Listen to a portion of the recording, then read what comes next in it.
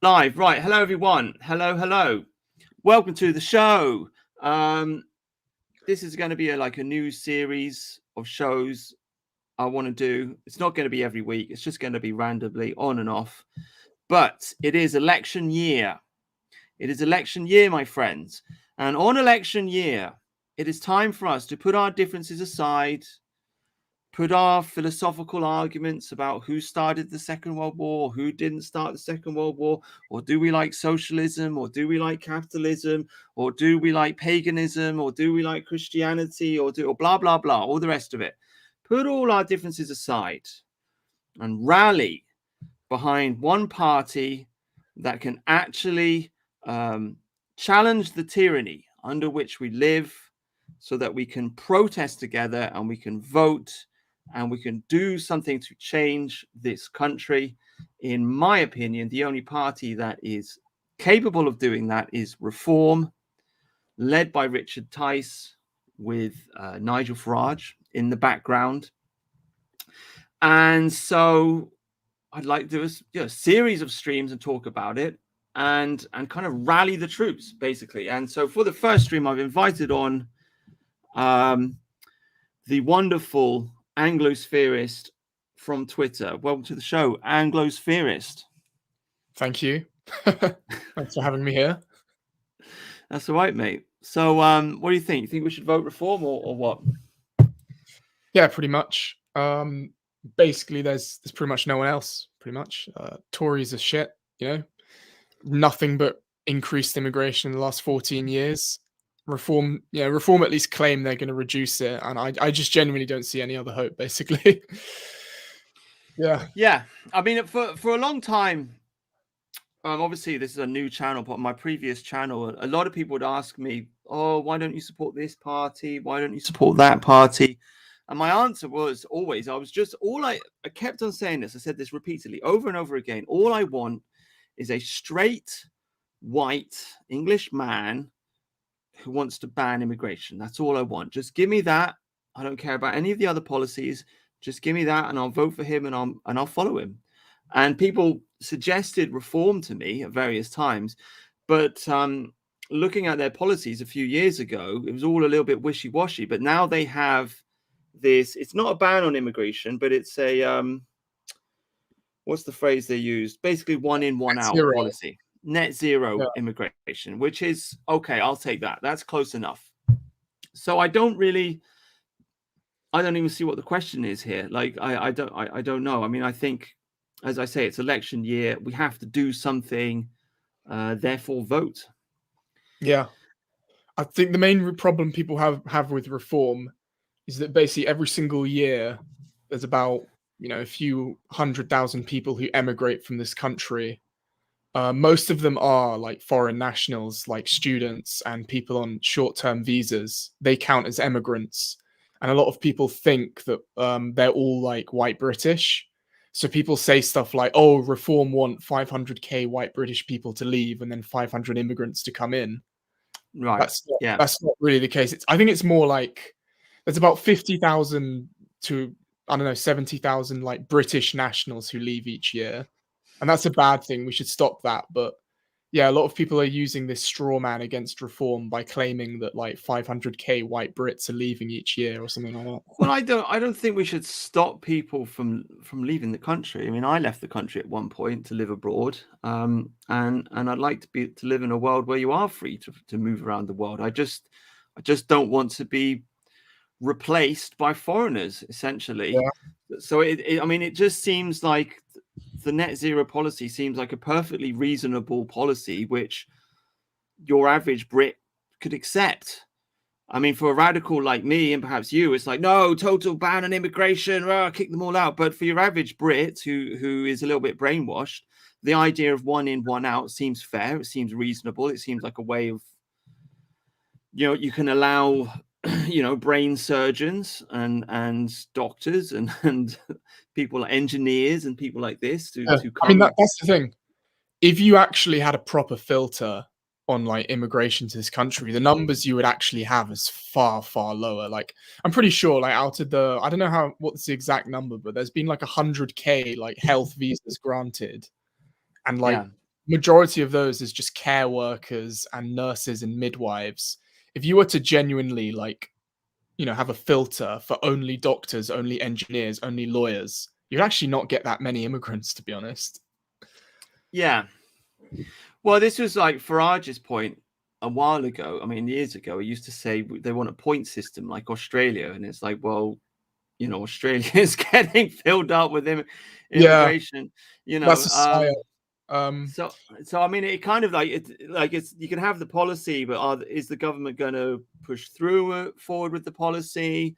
Are they going? And how many NGOs are you going to have? They're going to find loopholes in it, and etc. etc. Yeah, what you have right now is based Rishi. So to get a visa for the UK, you previously need to earn like 26k, and then based Rishi's increased it to 38k. Personally, I think it should be something like 50k, because then you really are just limiting it to like doctors.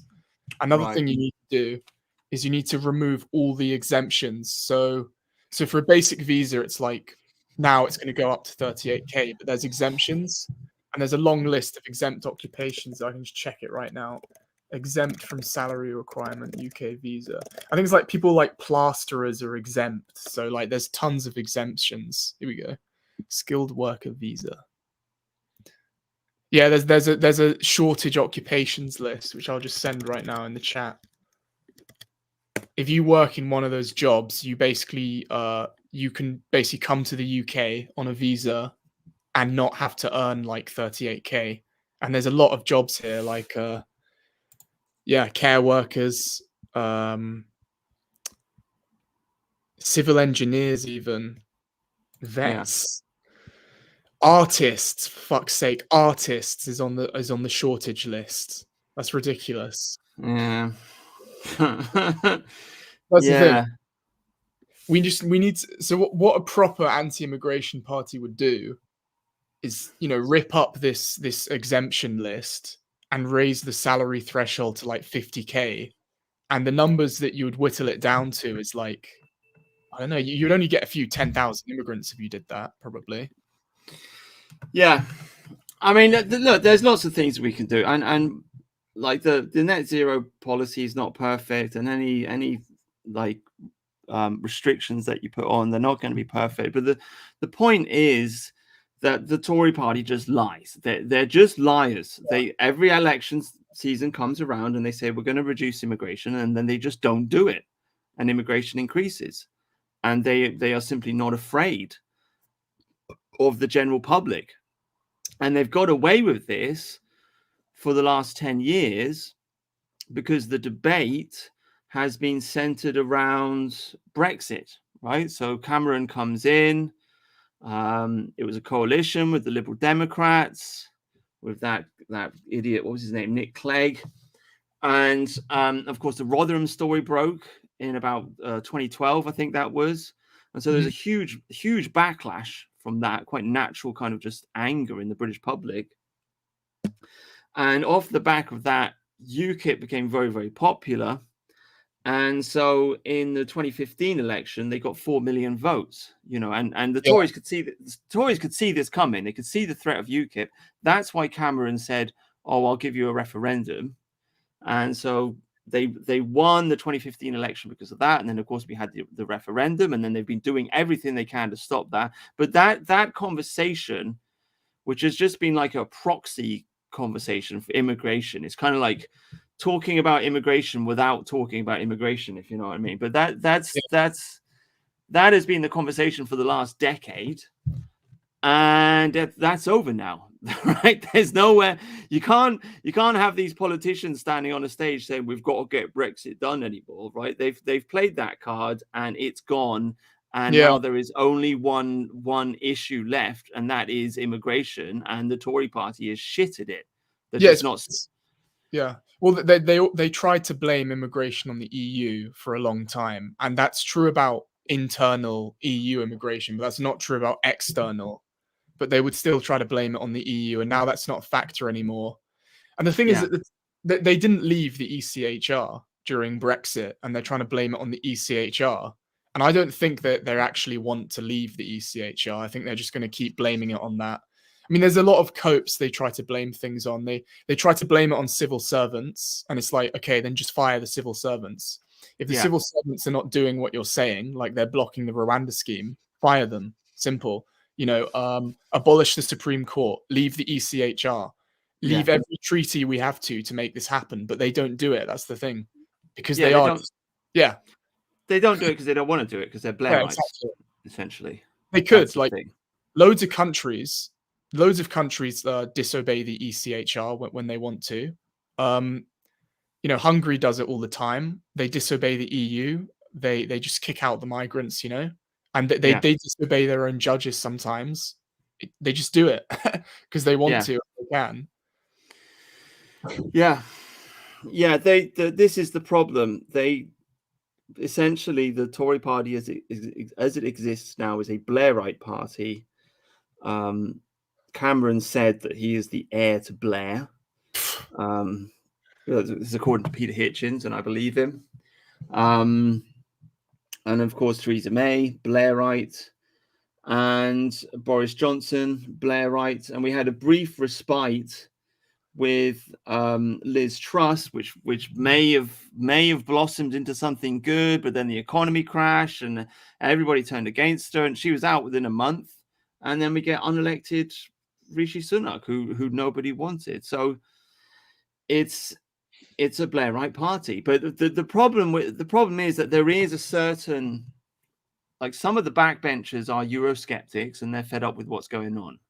I think Jacob Rees-Mogg is sort of, you know, more or less anti-immigration. I think a lot of those guys up north are anti-immigration. And of course, the rank and file, I mean, 200,000 members of the Tory party, they are basically the gammon. They are on our side, more or less. So the thing is that we know that the leadership of the party is shit, but we also kind of, I guess, everybody instinctively feels also that given the two evils, the Tory party is better, because whereas the Tory party is destroying the country quite rapidly, but under Keir Starmer, I think it would be worse. I don't know. What do you think about that? So you're saying basically the Tories are better than Starmer? Maybe. Although the thing is that you got to not be afraid. Like, you got to not be afraid of Labour, because the Tories have been doing that thing for the last 14 years where if you vote for anyone else, Labour's going to get in and they're going to open the floodgates and it's going to be worse. And then the Tories open the floodgates themselves, you know? Yeah. And it's like, you got to call their bluff and you got to be like, no, you've been worthless for the last 14 years. All of you deserve to lose your seats. I'm going to vote Reform, basically.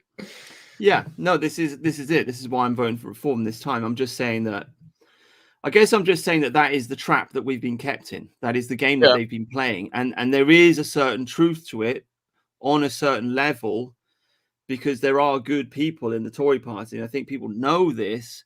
And that's why, because if you're going to tell a lie, there has to be an element of truth to the lie. Otherwise, the lie doesn't work. You know, the left wing does this all the time, right? So there's an element of truth to this lie that the Tory party is better than the Labour Party. There's an element of truth to the idea that Keir Starmer is worse. And they've been using this to hold the country captive. But they've abused it so much that I don't know, man. I just think people are just totally fed up with them and ready to vote for something different, basically.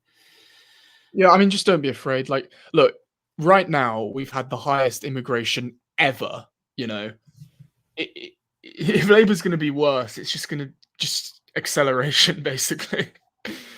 Like, how can it get worse than it already is, really? Like, if Labour's just going to let in like 100K more, it's just, you know, we shouldn't have to settle for unprecedented, like, ridiculously high levels of immigration of like 700K. You know, 700 net migration was 700K like last year under the Tories. And it's like, are you really telling me we were going to have to settle for that because we're scared of Labour? It's ridiculous.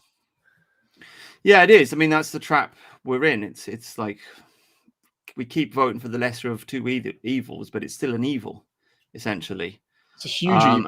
And that's the trap we're in. But I mean, I will stand by the point. I do think Labour is worse. I mean, look, just to give you two examples from the last 10 years of politics, I don't think we would have had a Brexit if we had a Labour government. I mean, first of all, we wouldn't have had the referendum. But second of all, if they'd have won any of the preceding, like if Labour had won in I don't know 2019 or 2017 when we had two elections, they would have just cancelled Brexit.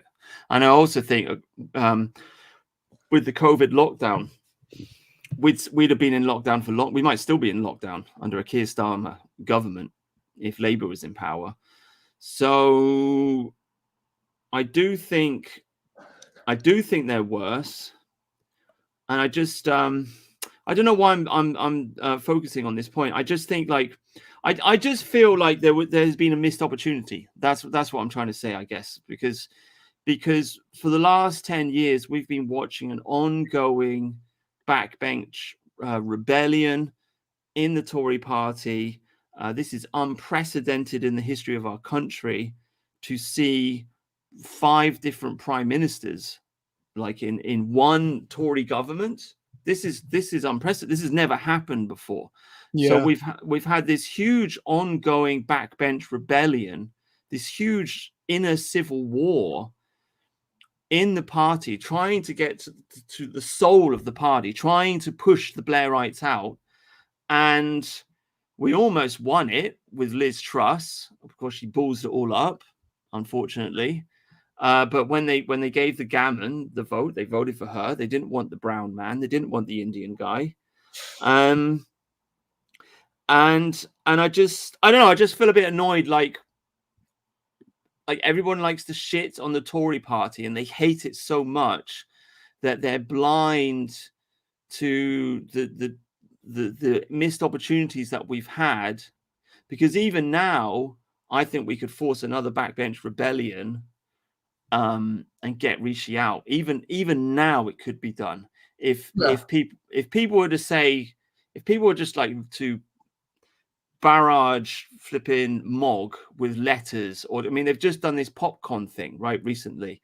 If they were just to say, look, have another backbench rebellion, have another challenge the leadership, do it again, get rid of this Rishi fellow. They could do it and they could win the fight, and that would be the safest option, because then they could get elected again and they could actually fix the immigration. But but nobody will defend this position because everybody on the internet is just like, oh, the Tories, they're evil. And it's like, well, yeah, but the people that vote for them are on our side. You know what I mean? They're kind of our people. To an extent, yeah. I mean, yeah, I mean, when I say I hate the Tories, it's just the leadership, really. Like the kind of like very misled, kind of foolish person who thinks the Tories are actually immigration is not like our enemy. He's just very like, misled and foolish, basically.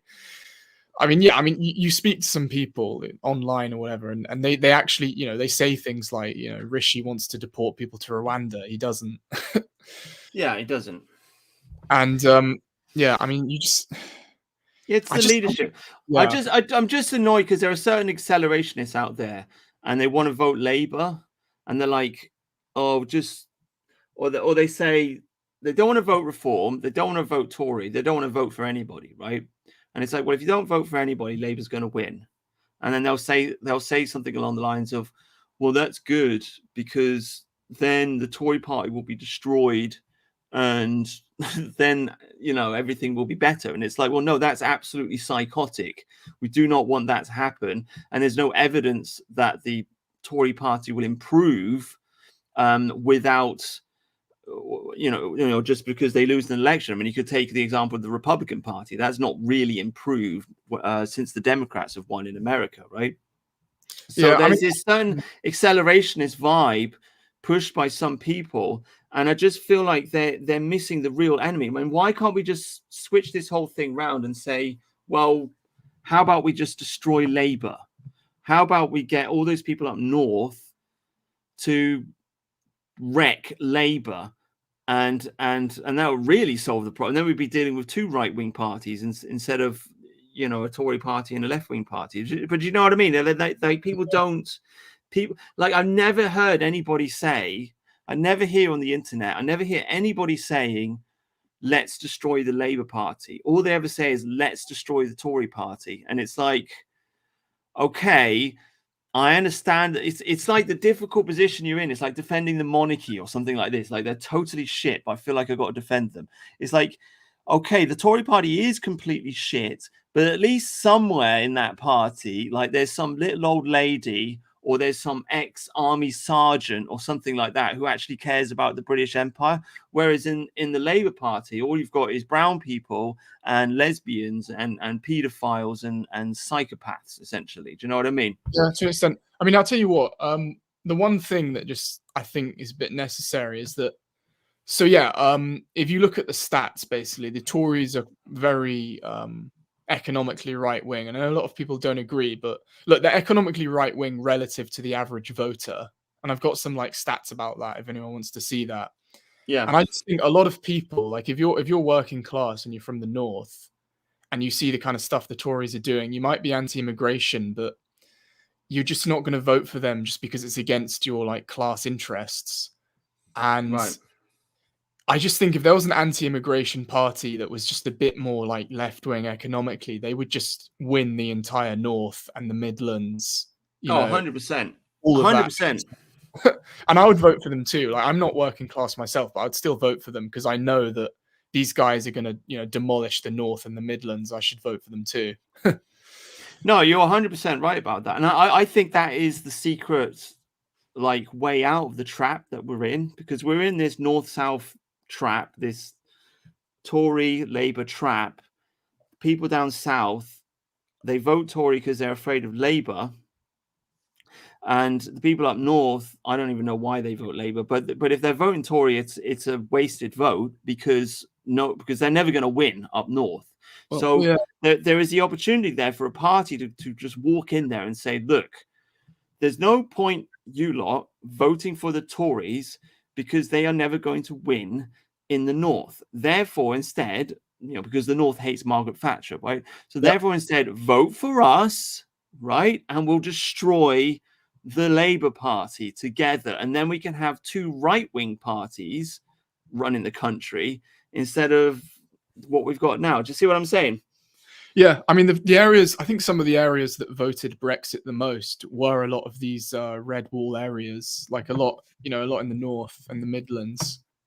And yeah, I mean you also did get a lot of pro-Leave votes in the south as well. It's just that whenever I look at the opinion polls, like where I live, you just get so many people voting for the Lib Dems. It's kind of disgusting. I'm not going to lie. Oh man, yeah, the Lib Dems. Like yeah. if I just look up right now, election nowcast, and it has got like opinion polling for every constituency. Like in the south, you got loads of like Lib Dem and Green voters, and then that doesn't really happen in the north. And I've just got a kind of hunch that actually, if you want to build a kind of anti-immigration party, it should be very north kind of centric. It should be very northern kind of like working class. Just completely mop up all the votes in the north, and then you'll get a few in the south as well. But yeah, there was that breakaway party in the 80s. I forget what they're called, the Gang of Four or something.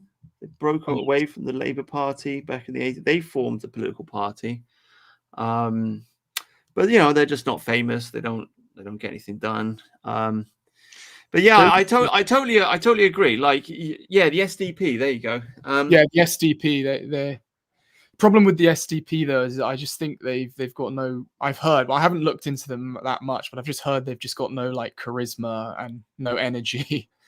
They got no energy, and this is the thing about Richard Tice. We got Nigel Farage. Do you know? I haven't watched GB News. I heard that Richard Tice got kicked off Talk TV and he was going to work for GB News now, but I haven't checked. But anyway, we've got Nigel Farage on GB News, right? We've had this interview thing, which I also didn't watch, with Rishi Sunak. He went on GB News to talk to people, try and get the GB News vote. And they had that anti-vax guy. And then straight after, they interviewed Richard Tice. So GB News is very, very kind of openly pro-reform, right? Reform is the party of GB News at this point. obviously they're not allowed to openly say that because of that they're a news company, but they are promoting them, and that is fantastic. That is brilliant. We have a popular television station that gets a lot of views. I mean, it gets enough views that the Prime Minister thinks he's got to go on there, put it that way. Yeah. And they're promoting reform. So it's like we have like a real genuine chance to get something done here. Yep. Yeah, there's a lot. As I say, like the SDP, they don't have anything like that. They're just not around. Yeah, they don't really have any energy, and I've heard they've been doing some stupid stuff. Like I think I don't know if they deny climate change, but they do this very kind of boomer thing of just opposing initiatives to help the environment. And I know that's not like, I mean, I don't really care about it. It's just I think a lot of young people especially do care about the environment, and if you come out, saying that climate change is exaggerated or fake, you're just going to drive a lot of people away. And I think reform does that too, unfortunately. Well, here, I'm looking at their website now. Okay. Renationalize our railways and utilities. Well, I'd vote for that 100%. Is that SDP? Yeah. It says at the top, the SDP is a patriotic, economically left-leaning and culturally traditional party. Renationalize our railways and utilities. Brilliant. I'm in favor of that. I would scrap the NHS and nationalize all the utilities. Pause mass immigration for a generation. They want to reduce it to 50,000. Well, all right, fine. I'll take that, I suppose. Yeah. Make a decent home available for everyone. They want to build houses. All right, well, whatever. I mean, that is something which would appeal to Northerners. Definitely. Yeah. Here we go. SDP would likely get more traction in Northern England. UKIP and Cymru, Albert, Scotland. Reform is that try in the Southern. Yeah, I actually heard that Plaid Cymru was pro-Brexit. At least the voters were. But right. Isn't the party Plaid Cymru very very pos? Like they're just immigration, refugees and stuff. Yeah, they got like some picture of some like lady in a burqa, and they're like, "This is the new Wales." It's like, fuck off. Yeah. I don't know about Alba in Scotland. I haven't heard much about them. Are they paused or what? Alba, I don't know. I've got no idea. Because I know that, I mean, the SNP obviously is just completely like, just fuck off. Like, Humza Yousaf, one of the most anti-white leaders in the whole West. And then the Scottish Greens are also paused as well. And the thing is, though, this is what when we were talking about the North-South divide in England, it also applies to Scotland as well, because Scotland is very left-wing economically too. They hate Thatcher because she messed up Glasgow. If you had a kind of left-wing... How did she mess up Glasgow? Oh, it's just generally like shutting down. I think she shut down the shipbuilding there. I don't know if that was her, but she shut down some industries there. But anyway... Yeah, so everyone in Scotland hates Thatcher. So do people in the north. So do people in South Wales. If you just have a left-wing economically party that is anti-immigration, they would win. They would win Scotland, Northern England, Midlands, South Wales. That's a ton of votes, and I think people in the south would also vote for them too. Personally, I would, and that's the winning formula. And I get I agree. I look. My position is economically. Basically, I would nationalize the utilities and I would scrap the NHS, right? And because I believe that if it's a natural monopoly, it should be nationalized and run on a not-for-profit basis. The NHS and the education system are not natural monopolies. And so what you're doing is you're creating a false business that shouldn't be there, right? But having said that, we've already got the NHS, so there would be no need to spook the British public by talking about scrapping it. You could just run on a platform of nationalizing the utilities, essentially, because that's the old Labour platform. And you'd get all those Jeremy Corbyn voters, you get them all lining up, they'd vote for you. I'll tell you what, you could do a stunt, like say that you're going to abolish tuition or something. Because I'm pretty sure Corbyn got 80% of young people. And if you just came out there and said you're going to abolish tuition, you'd get all the 18 to 24 votes. Yeah, you could do that. And So even if it's there for the taking. I mean, and because reform, I don't know, man. I mean, they're not talking about scrapping the NHS, so I don't know what their policy economically their policies are. I mean, they want to cut down on spending, okay. You could just lie. I mean, liars tend to rule the world, don't they? Because they just get into power. Yeah. They say whatever they got to say to get the vote, right? So you just lie. yeah, easily. But for a libertarian, so-called libertarian type party like Reform, I don't think nationalizing the utilities clashes with the libertarian ideology. I mean, some people might disagree with that, but I don't. Yeah, I don't think it shouldn't be a problem, to be honest with you. Maybe not.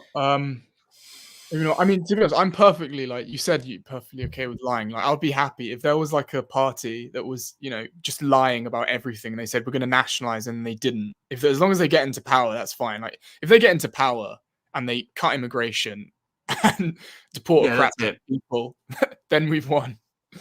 The thing is, like, if you're an underdog party, it just has to be single issue.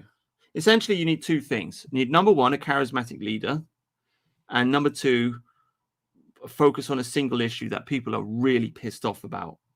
And then you'll get the protest vote, essentially. People will vote for you, just even if they don't think you're going to win, they'll vote for you just to scare the government, essentially. But these are the two things that you need. I don't know if I don't know. I don't know if Reform is focusing on the immigration enough. I mean, we're talking about it a lot, but they should probably talk about it more. Yeah, that's the thing. I think they recently, like, I don't know if it was an official campaign thing, but they released some like leaflets or something, and it was like there were like 5 points on there, and only one of them was really about immigration. The rest was like, lower taxes and stuff like that. If they should do what Farage did on the lead up to Brexit, with that big picture of all the immigrants. Yep. And what do you say? Sorry? Breaking points. Breaking point. They just got to do that. If you think about it, 10 million people voted for Brexit. 10 million. And some of them are dead now, because that was it's 8 years ago. But anyway, I mean, some of them are dead, but a lot of them are still alive. That vote is still that kind of revolutionary dissident vote is still out there for the taking. It's for the grabbing. I'll tell you what, like, I know that the demographics of the country are not great right now, but here's like a mini white pill, is that all of the like ethnic minorities, usually in cities, they're all congregated in cities, and a lot of the countryside is still white British. And I think I did like a calculation where the median like parliamentary constituency is like 90% white British. Oh, and yeah. There was also a stat out there, which was 90% of the constituencies want lower immigration. So it's basically all of the predominantly white British constituencies want less immigration, basically. And all the towns. Yeah, all of the white British constituencies want less immigration. And I think, as I said, the median constituency is 90% white British. And I think the average, not the median, but the mean is like 80%, which is still quite high. There's something in this, that somebody at various different times, somebody's told me about this, but apparently somebody wrote a book about it, but apparently, or they wrote an article about it or something, but somebody did a study looking at the different voting patterns of people who stay in their hometown compared to people who leave their hometown to go and work somewhere else. And generally speaking, people who stayed in their own local area, they voted for Brexit because they've got, I guess, more of a traditional mindset. They live in their community with people that they knew, with people that they went to school with when they were children, and so on and so forth. And they're just more grounded.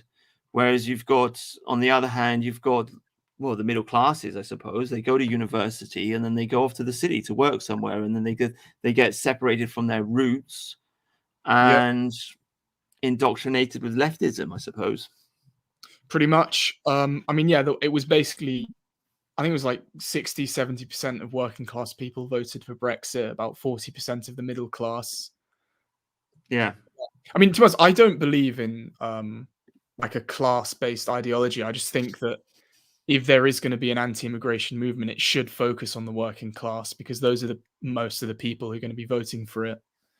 Well, there is a midwit problem in there. There's the really it's the midwits that are destroying Western civilization because they're smart enough to think that they're smart. Do you know what I Yeah, mean? yeah, Like dumb people, they don't, nobody wants to say that they're dumb, but I mean they kind of know that they're not really academically gifted or whatever, right? So they have their opinions, but you know, they just get along with things. And then really, really smart people generally underestimate their intelligence because they realize how much they don't know. yeah, It's that old saying, like the more you read, the more you know that you don't know anything.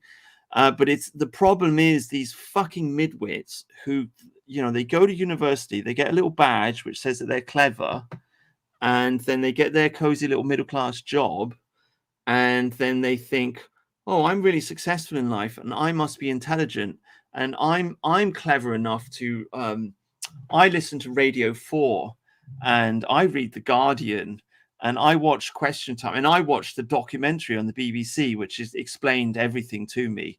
And most people aren't intelligent enough to watch Question Time. I don't know, some yeah, shit like this. Do you know what I mean? yeah. Oh fuck me, these intolerable idiots I know what you are mean. Yeah, I know what you mean. And another thing is that I think a lot of those people, they look, sometimes the best solution is actually a stupid solution. And I yeah, know it's kind of stupid to say, like, well, you kind of sound stupid if you're like, kick him out, keep him out. But yeah, that's unironic. That is unironically the smartest thing to do. yeah, 100%. It's like, I mean, it's almost like something that Bowden said. It's like you reach into the back of the mind, like into the reptilian mind, the caveman brain, you know, like me English, my country, not for foreigners. Simple as Yeah, boom, I mean, job done. it's as simple as. And basically, if you start like, if you start trying to intellectualize it and be like, well, anyone can be British if they accept our values, you're going to get Yeah. back to where we are today because you're just going to, you're just going to end up with deracination and then destruction of the community identity, and it just ends up back where we are. That's the thing. Yeah. Which is why I keep banging on about how much I hate the neo-Nazis, because it's really simple. It really just boils down to England. Ooh. It's basically like we won the World Cup like 100 Two years World ago. Wars But and one World Cup. yeah, 2 World Wars, 1 World Cup. Yeah, we're the best, and screw everybody, and we don't like foreigners. That's it. Boom, job done. You know. That's kind of all you need. Like, and it's a very kind of like primal, like primitive. It is a kind of primitive to just be tribalistic, but like, I mean, that's exactly what all the successful groups are like. You know, the who's, they're very tribalistic and they're completely successful and it works. And that's the thing. And they're not stupid, are they? Yeah. Yeah. I mean, there is something I don't know. There is something about, because the left wing, they do like to characterize right wing people as being stupid and a bit thuggish and maybe not very nice. And I think there is an element of truth to that, because I remember when I went to school, the kind of people that would say the N word or the C word, or just make jokes about those kind of people. They weren't really very nice people, you know what I mean? They weren't kind of very friendly people. They were the kind of people that didn't do well at school and sat at the back of the class and like take the piss out of people, and also kind of like the bully people and this type of person. And yet, so there is a certain truth to this idea that, I don't know, there is a certain like bigoted nature to racism, because somebody who's more high IQ, like they're more open to ideas, and because you're more open to ideas, it's like, oh look, Chinese mythology, that's interesting. What's all that about? Oh look, 1001 Arabian Nights. I'd like to read that. Oh, flying carpets and belly dancing. Isn't that nice? Do you know what I mean? Oh, samba. Oh, capoeira. Oh, isn't that interesting? They're more curious about foreign cultures Buddhism, foreign especially. That's a big one. Buddhism, Hinduism, it's like, oh, it's so interesting. And so they're more open-minded, and so they're not as afraid of foreigners. And I think there is just a certain truth to this idea that low IQ people are maybe a little bit afraid of foreigners just because they don't understand them, Yeah, essentially. I mean, I'll tell you what, I think there is some truth to that because I've seen these studies which are showing that I know it's not strictly speaking about like race and nationalism, but I think liberal people have a smaller amygdala. I don't know if that's how you pronounce it, but amygdala in the brain. And Right, yeah. that's a bit of the brain which is about like threat perception. And it's Yeah. like these people, they're just brains. Like I so right wing people might be stupid, but the left wing people might have something up in their brain that prevents them from having this kind of natural immunity. This kind of like response to threats in their brain. They don't perceive threats. So like, someone like Hamza Yusuf standing up in Scottish Parliament and saying there's too many white people in positions of power. It's like, hang on a second. This brown man, this brown foreign man is standing up in Parliament saying there's too many white people in a white country. He wants to get you out of power. Yeah. What the fuck is going on here? That's kind of my kind of like initial response. And I told people about that. I was like, why the fuck is a Pakistani telling Scottish people there's too many of them in their own country? And they just said something like, oh, it's his opinion or something. Like, fuck off. Yeah, there's a certain naivety, isn't there? Yeah, it's interesting. And if you just look at what these people say about you, if you interact with some of these people, you just see they say shit about you all the time. They're just like, we need to take revenge on Britain for like colonialism, Yeah, it's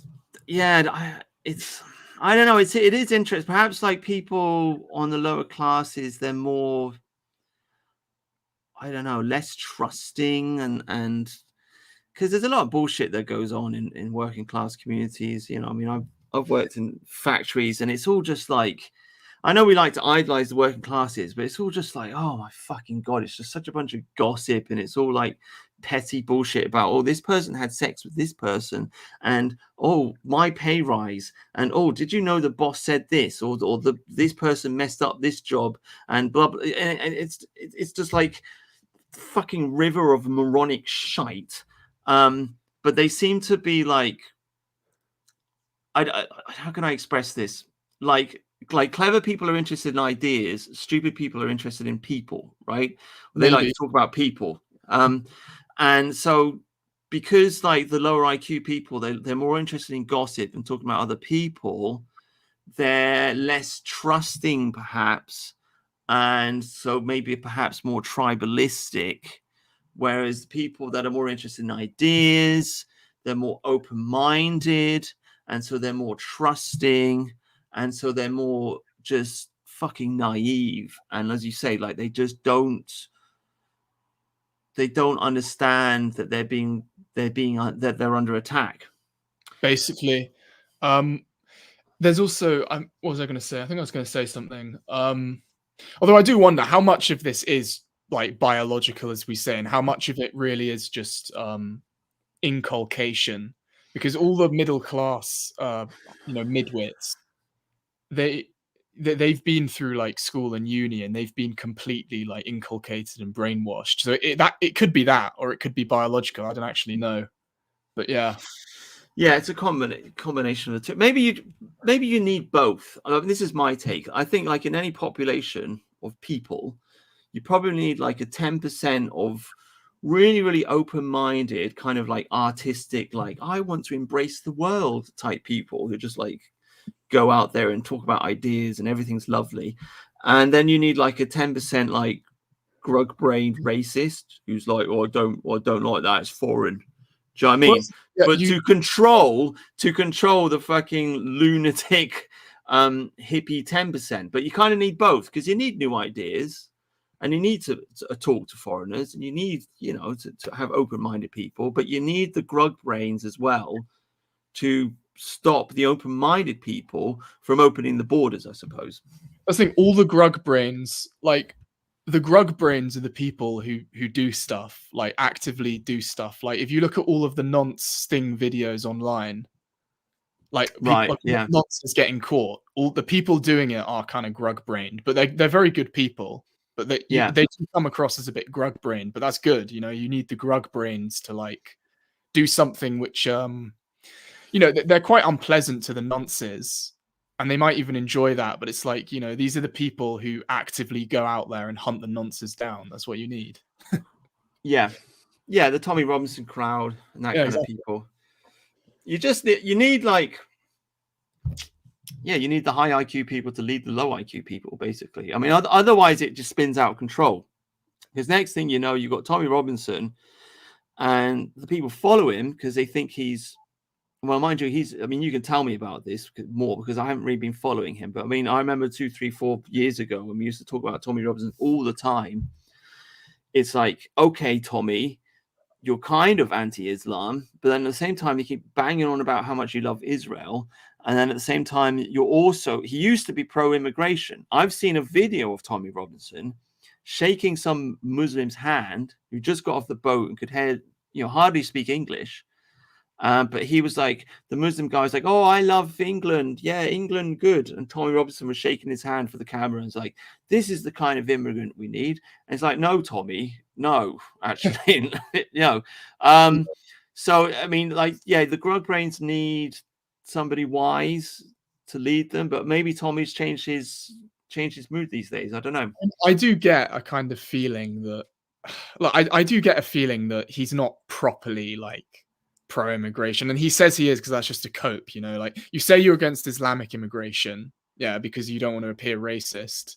And to be honest, like if you are openly racist, you are gonna have fewer followers. You know, you're gonna have less influence if you're just like, yeah, I'm openly racist. I don't want any blacks, Indians, or anyone here. Yeah. You know, I mean, UKIP wasn't openly racist. Even, yeah, I'm pretty sure even the BNP said they weren't racist as well, even though they were. They just said they were. You just deny that you're racist, and you say it's about Islam, but it's not actually.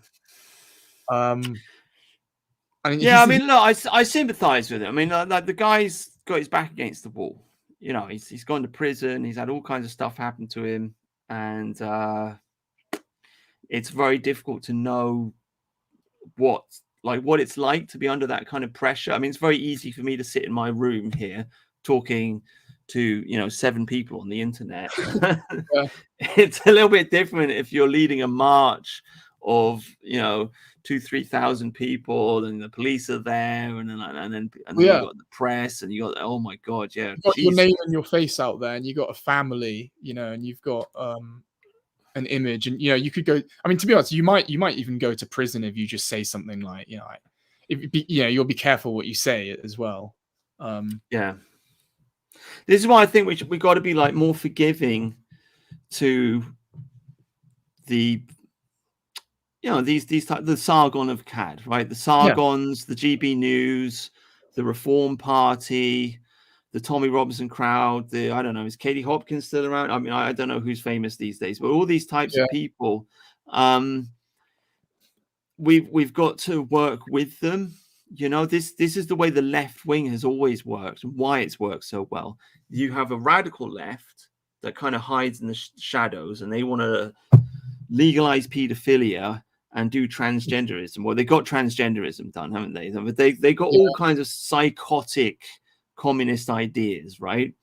And they work with the Labour Party, and they are intelligent enough to understand that you want gradual. You got to kind of like lead the crowd. So you basically take the center left and you push the country left until your radical opinion is no longer radical anymore. It's just commonplace. But the problem with the dissident right is that they attack the center right. So they attack the Gammon, or you're a Zionist, or they attack GB News, or you're blah blah blah. They attack the Reform Party. They attack Sargon of Akkad. They attack Tommy Robinson. They attack all of these people, and they say, "Oh, you're all Zionists, and you're civic nationalists, and you're shit." And it's like, well, their names and faces are out there for start off, right? They don't want to get thrown in prison for hate speech. That's the first point. And secondly, that's the name of the game. We do live in a democracy, and in order to win, you have to get the majority on your side. And in order to get the majority on your side, you have to moderate your opinions to suit the majority, which means you have to take the center right. You take the center right, and then you slowly shift the entire country back to your opinions. That is the game. But a lot of these dissident right thinkers are impatient, and they are accelerationists, and or they just want to see the country burn, or they want there to be some kind of violent revolution, or they're just doomers and they don't think there's any solution, or they just say a bunch of crazy stuff and then they're just like, oh, I'm just joking, mate. I'm just an irony, bro. It's all just a joke to me, or whatever. But they don't work with their natural allies. They don't work with Sargon of Akkad. They don't work with GB News. They won't work with Reform. They're not going to support Reform in the coming election. They're going to support somebody else, probably Homeland or something like that. And they won't do entryism, and they won't do what needs to be done in order to seize power, essentially. Well, yeah, I think what you should do, I think what the ultimate tactic is you've just got to kind of co-opt, you got to co-opt things like the EDL, for example. You've got to try and adopt that persona, and you've got to slowly kind of like co-opt it. So what you might do on Twitter is you say that you support the EDL and stuff, and you might get a few EDL people following you, or, Tommy's crowd following you. And then you just kind of subtly just tweet stuff about, you subtly just tweet about immigration and demographics, and you just leave it at that. People are going to see that, and they're probably going to agree with it. To be honest, you just you find all the civnats. It's called entryism. Yeah, it's called entryism. That's it. You go to the civnats and you just drip feed them stuff. You send them stuff. You send them articles and links or whatever. Like, you get in contact with them and you just slowly drip it to them in DMs or something.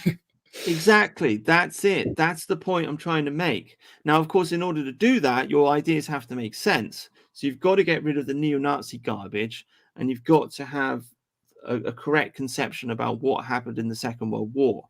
And I think it is the neo-Nazi garbage which turns people against the centre right, because then they look at the Tory party, they look at Reform, they look at GB News, they look at all of these things, and they just think, oh, you're Zionists and you love Winston Churchill, and and you're the reason that Moustache Man was defeated, and you're blah blah blah, right?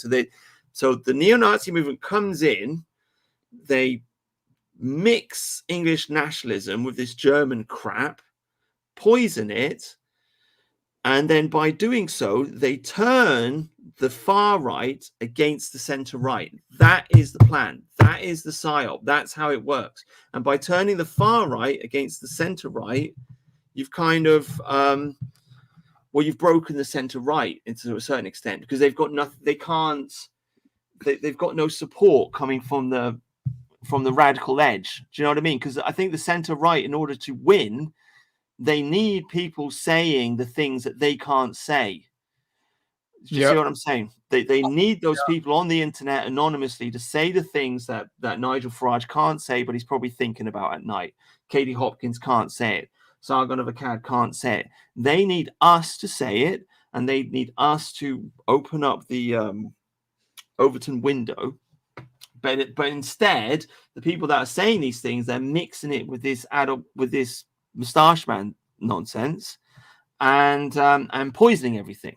I'll tell you what you can do is that basically in the real world, who are the people like in real life who actually hate Churchill?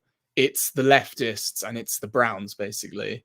And if you're just like a white British person, you see that and you're like, why do all these leftists and Browns hate Churchill? And you look into it a bit more. And then what you can do is you can come across a kind of like Civnati, semi-based kind of movement that loves Churchill, like Britain First or something. Yeah. And then you can go down that rabbit hole. That's the thing.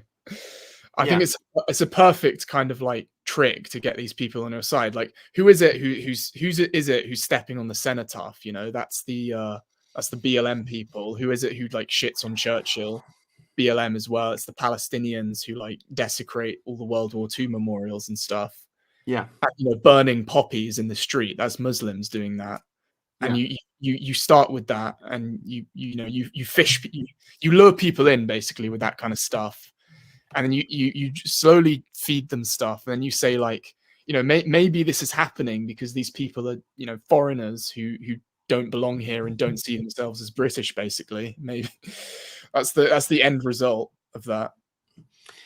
Yeah, you can't avoid the Churchill question. You can't avoid the Second World War question. I mean, people say they want to step over it. You can't step over it. It's there.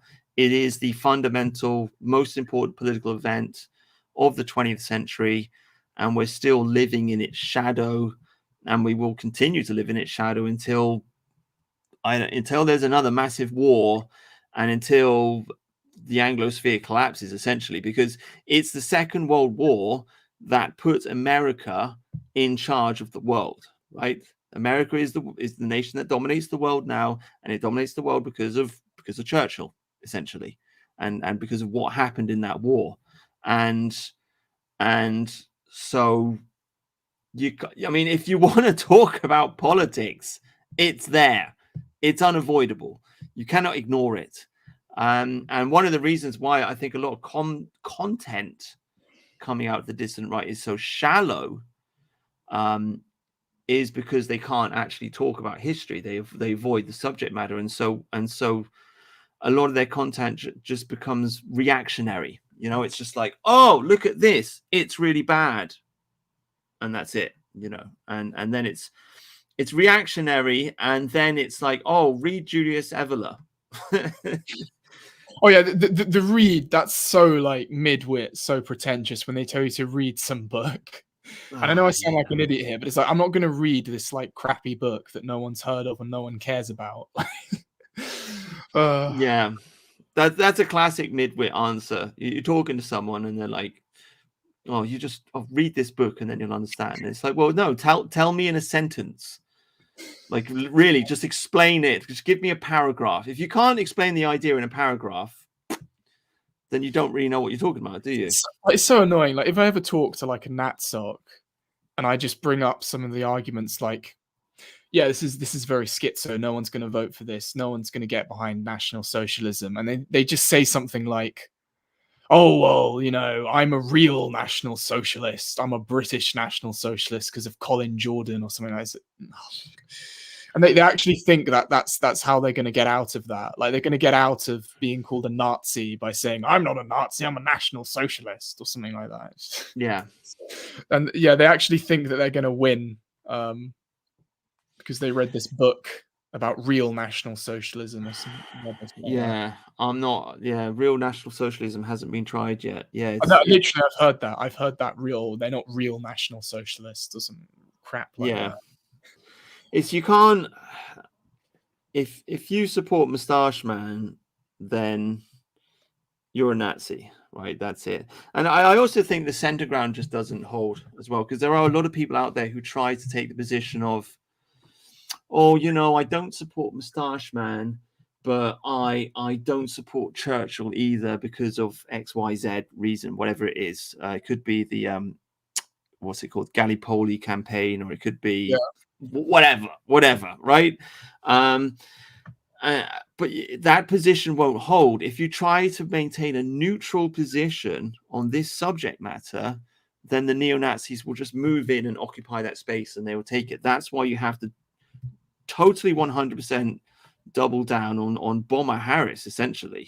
Just like, I've always thought it's psychological as well, because basically, if you're a British nationalist, yeah, you're British. Your ancestors bombed Dresden, basically. Yeah. And people like all these like German and Italian or like German American nationalists are going to be attacking you for that. And if you take the kind of position of, I'm so sorry about Dresden, oh, I'm sorry for beating you in the war, it's like you're just so psychologically cucked. You are basically the same as someone who apologizes for slavery, basically. Yeah. You know, you're apologizing for what your ancestors did, this terrible sin that they've done. And it's just, I just tell all those people to fuck off, basically. I just have none of it. I'm just like, I'm not going to apologize for shit. I'm not going to apologize for Churchill or Dresden or World War II or whatever. Like, you just piss off. And you know, if you just psychologically cuck yourself, I actually think that's part of the reason why all these distant right movements fail, because they are fundamentally kind of like psychologically not there. And on the one hand, they say all this stuff about World War II and you know, and then they love Moustache Man, but it also extends to like things like Northern Ireland as well. You know, they say things like no more brother wars. We should give Northern Irish to the Republicans. You know, we don't want brother wars. And you know, hang on a second. Now you're giving away parts of Britain to foreigners, basically, because you're scared of confronting another white person because it's a brother war, apparently. Yeah. That's where it leads to. And it, yeah, and when, it's, yeah. It leads to an anti-Englishness. You're definitely right, and it leads to a disconnect with your own country and with your own people. And I felt this myself, being involved in the alt-right, until I kind of like the penny dropped and I realized how anti-English it was. Yeah, and it's like, oh my god, like this is, oh, I get it. And then I felt like psychologically I could finally like reconnect with people like Peter Hitchens, right, or GB News or whatever, like the Daily Mail, you know, the Gammon. I just felt like, oh, finally, like I'm back with them, and it's just like I could look like, oh, the last few years I've been like some kind of goth or some kind of punk or some kind of, I've been in some kind of anti-English subculture, essentially. I mean, they are. I mean, you literally say punk. I'm pretty sure like a lot of the people who are involved in this neo-Nazi stuff are literally like goths or something. That's the thing. I mean, they just want to be on the fringes of something. They just want to be this kind of like, you know, edgy fringe person who doesn't have any real, no like popular support. You know, they just want to be edgy and fringe. And that's why they never do anything. I think that's part of it as well, especially for the leaders, because they have their position at the top of the hierarchy, right? They've got their YouTube channel and they've got their chat group and their videos and what have you, and people giving them donations and people giving them a pat on the back, telling them how clever they are because they read Spengler and this, that, and the other. And so they're comfortable. I mean, why? I mean, they can see, I think they genuinely do care, obviously, about the country being destroyed. But at the same time, like for them personally, they are at the top of the hierarchy of their own personal subculture. So why would they change their opinions? Yeah, I mean, it's kind of a circle jerk. They all have the same opinions, and they look. I mean, I don't like calling people out, but it's like, you know, Patriotic Alternative are not registered as a party, and they've been there for years. They haven't registered. They've had this Homeland group break off for them that's gone and registered. And Patriotic Alternative would always say stuff like, you know, oh, they're not letting us register. That's bullshit. You know, like the National Front is registered, and they're a registered party. Patriot Alternative could get registered if they had the will to, but they don't seem to. They just, it's a very online thing, you know, like where are the Patriotic Alternative rallies of thousands of people? You know, why are they not standing in any elections? Right, well, let's talk about this then, because this is the thing, because I see history repeating itself, right? So let me just tell, like, from my perspective, back in, let me think, 2017, I think, maybe 2018, I'm not sure. But anyway, way back then, I remember making a video. I remember sitting in my car making this video. It was snowing. But anyway, I made a video saying the dissident right must support Gerard Batten, right? Because at that point in time, we'd had the Brexit vote. Farage had left UKIP. UKIP was just flailing around the place. Gerard Batten became the leader, and he was on the television talking about Pakistani rape gangs. And he was the leader of UKIP. And to be honest, to be fair, he was a bit boring. He's not a very charismatic speaker. but he was a solid English bloke who'd been involved with UKIP for like 10, 15, 20 years or whatever, and just like a normal, like married white English man who's just fed up with this nonsense. Do you know what I mean? Yeah. And he was on the TV talking about Pakistani rape gangs, and I was like, well, this is it. This is our Donald Trump, right? Obviously, again, not as charismatic as Trump, but nonetheless, the leader of a political party which has name recognition, brand recognition. Everybody's heard of UKIP, okay? And now we've got this guy leading it. He's associating with Tommy Robinson, which, to be fair, may have been a mistake at that time, because it did upset a lot of people in UKIP. But nonetheless, the party needed to go to the right, and it needed to talk about the rape gangs. That was the issue. That because the Tory party was talking about Brexit, because they were doing all of that. So UKIP needed to go further to the right to really kind of drive these questions home. So I started a live stream called the Batten Gang, and which later on transformed into Banter Nationalism. But that live stream was called the Batten Gang with a specific intention, kind of like this live stream, Vote Reform, with a specific intention of rallying the dissident right around Gerard Batten and telling people to vote UKIP and saying, this is our guy, this is our guy, this is our chance, this is our golden opportunity. Batten was smart enough to invite Sargon in, Count Dankula, a whole bunch of other E-celebs. So he wanted to get the E-celeb vote.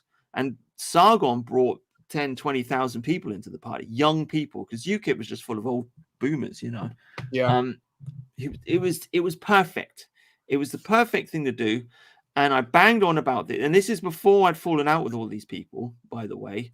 This is before I turned against Moustache Man or anything like that. Yeah.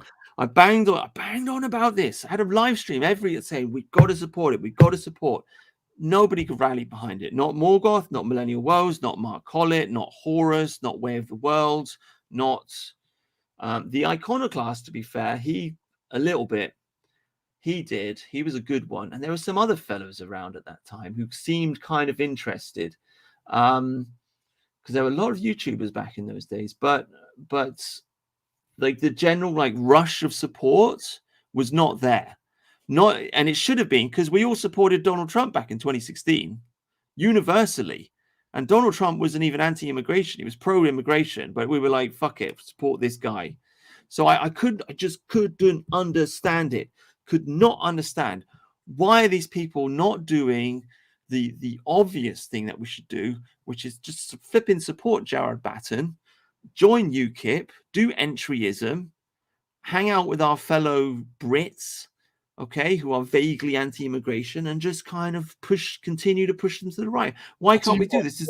This is the obvious thing to do. None of them did it. And then what happened, of course, is they lost the European elections. It was Farage's fault because he came in with the Brexit party. So they stole the UKIP vote. Everybody blamed Batten for it. They blamed Sargon of Akkad for his comments on, I wouldn't even rape her, right? Which, to be fair to Sargon, Bolsonaro said that. But anyway, maybe he should apologize. Okay, whatever. But, and the party turned on him and they kicked him out, and UKIP's just been destroyed ever since. And, hang on, let me finish my point. And everybody just laughed. All the people on this on the dissident right, they were like, ha, ha, ha, ha, ha. Right. And by the way, back then in those days, they used to say UKIP's the enemy. Right. This is the kind of rhetoric they used to have. They used to say, oh, UKIP, it's controlled opposition, and it's just a Zionist party, and it's stopping a real party from organizing. Okay, so UKIP's destroyed. And then what pops up? Patriotic Alternative. And everybody rallies behind that. And then what we've got? Secret neo-Nazism. We've got Sven Longshanks getting thrown in jail. We've got who's that other guy getting thrown in jail? Charlie Big Potatoes. Yeah. We've got like all kinds of like just fucking crazy shit. Doesn't even get registered as a party. And nothing stepped in to fill the void. Nothing. Nothing. And now here we are finally, 5 years later, we've got a new party. It's called Reform. Richard Tice is there, and he wants what is effectively a ban on immigration, right? Net zero immigration, which is absolutely what we want. He's also talking about getting rid of the getting rid of the boats. It's going to shut all that down. He's talking about doing an investigation into the vaccines, which is brilliant. He's talking about Islam. He's talking about all the subject matters that we like. Will the dissident right rally behind him? Will Morgoth? Will Millennial Woes? Will Mark Collett? Will any of these people rally behind him? No. Oh, no. Oh, look what's popped up. Oh, look at what's on the horizon. Oh, Homeland. Homeland. The Homeland Party is here to save us. Oh my God. Oh, just in time to distract the dissident right and any internet presence and influence that we have, distract them away from supporting reform to support this new party, which, I mean, credit to them, at least they've registered, which PA never managed that, so credit where credit is due. But this year is not the year to be starting a party. You want to start a party after an election, not on the year of the election, because it takes 2, 3, 4, 5 years to build up the numbers. So the only real practical thing that we can do this year is vote Reform, because there's nothing else. Homeland is not going to get a vote. They're not going to find 600 candidates in 3-4 months. They're not going to vote. So there's no point in it at all. But it's popped up. It's popped up. And I've already seen this. I've already had a few arguments with people on Twitter. I'm saying vote Reform, and they're like, it's not a real nationalist party. Homeland's the real nationalist party. We got to vote for them. We got to support them. So any support for Reform from the dissident right has been killed by this. And I don't even mean it in a nasty way to the boys in Homeland. I mean, they're probably well intentioned and they're organized and whatever. I don't want to get into a fight with them. But isn't that convenient? Isn't that convenient? On the year of an election, a distraction has appeared to stop people from supporting Reform in exactly the same way that PA appeared to stop people from supporting Jared Batten with the opportunity that we had 5 years ago. Okay, that's it. Rant over. Well, a lot of people say that Farage is a gatekeeper or controlled op because he left UKIP. Didn't he leave UKIP when that stuff was happening with Batten, or was that after, or what? Farage definitely destroyed UKIP. Yeah. I mean, yes. Batten was I can't remember the details. He resigned. He should never have resigned, but he did resign. Richard Tice took over, which would have been brilliant because no, not Richard Tice. Sorry. What was his name? Richard Brain. Richard Brain, right? Which is brilliant because his name is literally Dick Brain, right? Yeah. Which has got, all kinds of possibilities for memes. But he was a nice guy. He was intelligent, charismatic, handsome, married man with a few kids. Like, he was a good guy. He took over the party, and then the leadership of UKIP just basically refused. Like, they totally screwed him over, essentially. They refused to accept his leadership, and they pulled a whole bunch of dark, I can't remember the details because it's a long time ago, but they pulled a bunch of dark moves to stop him from getting anything done. And so in the end, he resigned, and that was the end of that. We've had some other idiot take over who's just a absolute controlled opposition moron, and it's just been a dead party ever since. But yeah, you're absolutely right. That was Farage. Farage killed it, and he did it because he wanted people to support his Brexit party, essentially. Yeah, but I mean, some people are saying that about Reform. So what they're saying is Reform sucks because it's associated with Farage, and Farage is actually controlled op who killed UKIP by leaving it when they were surging in membership. And Farage says stuff like, "Oh, I destroyed the BNP," and he says stuff like that he would rather have immigrants from India than Eastern Europe, that kind of stuff. Well, he's not saying that anymore. Well, Yeah. first of all, in regard to destroying the BNP, that's not a bad thing because the BNP is a Nazi party. So I'm not, I don't have a problem with that. Secondly, yes, you're absolutely right. In the past, he used to say, "Oh, we don't want Polish immigration, we want Indian immigration," but he's not saying that anymore.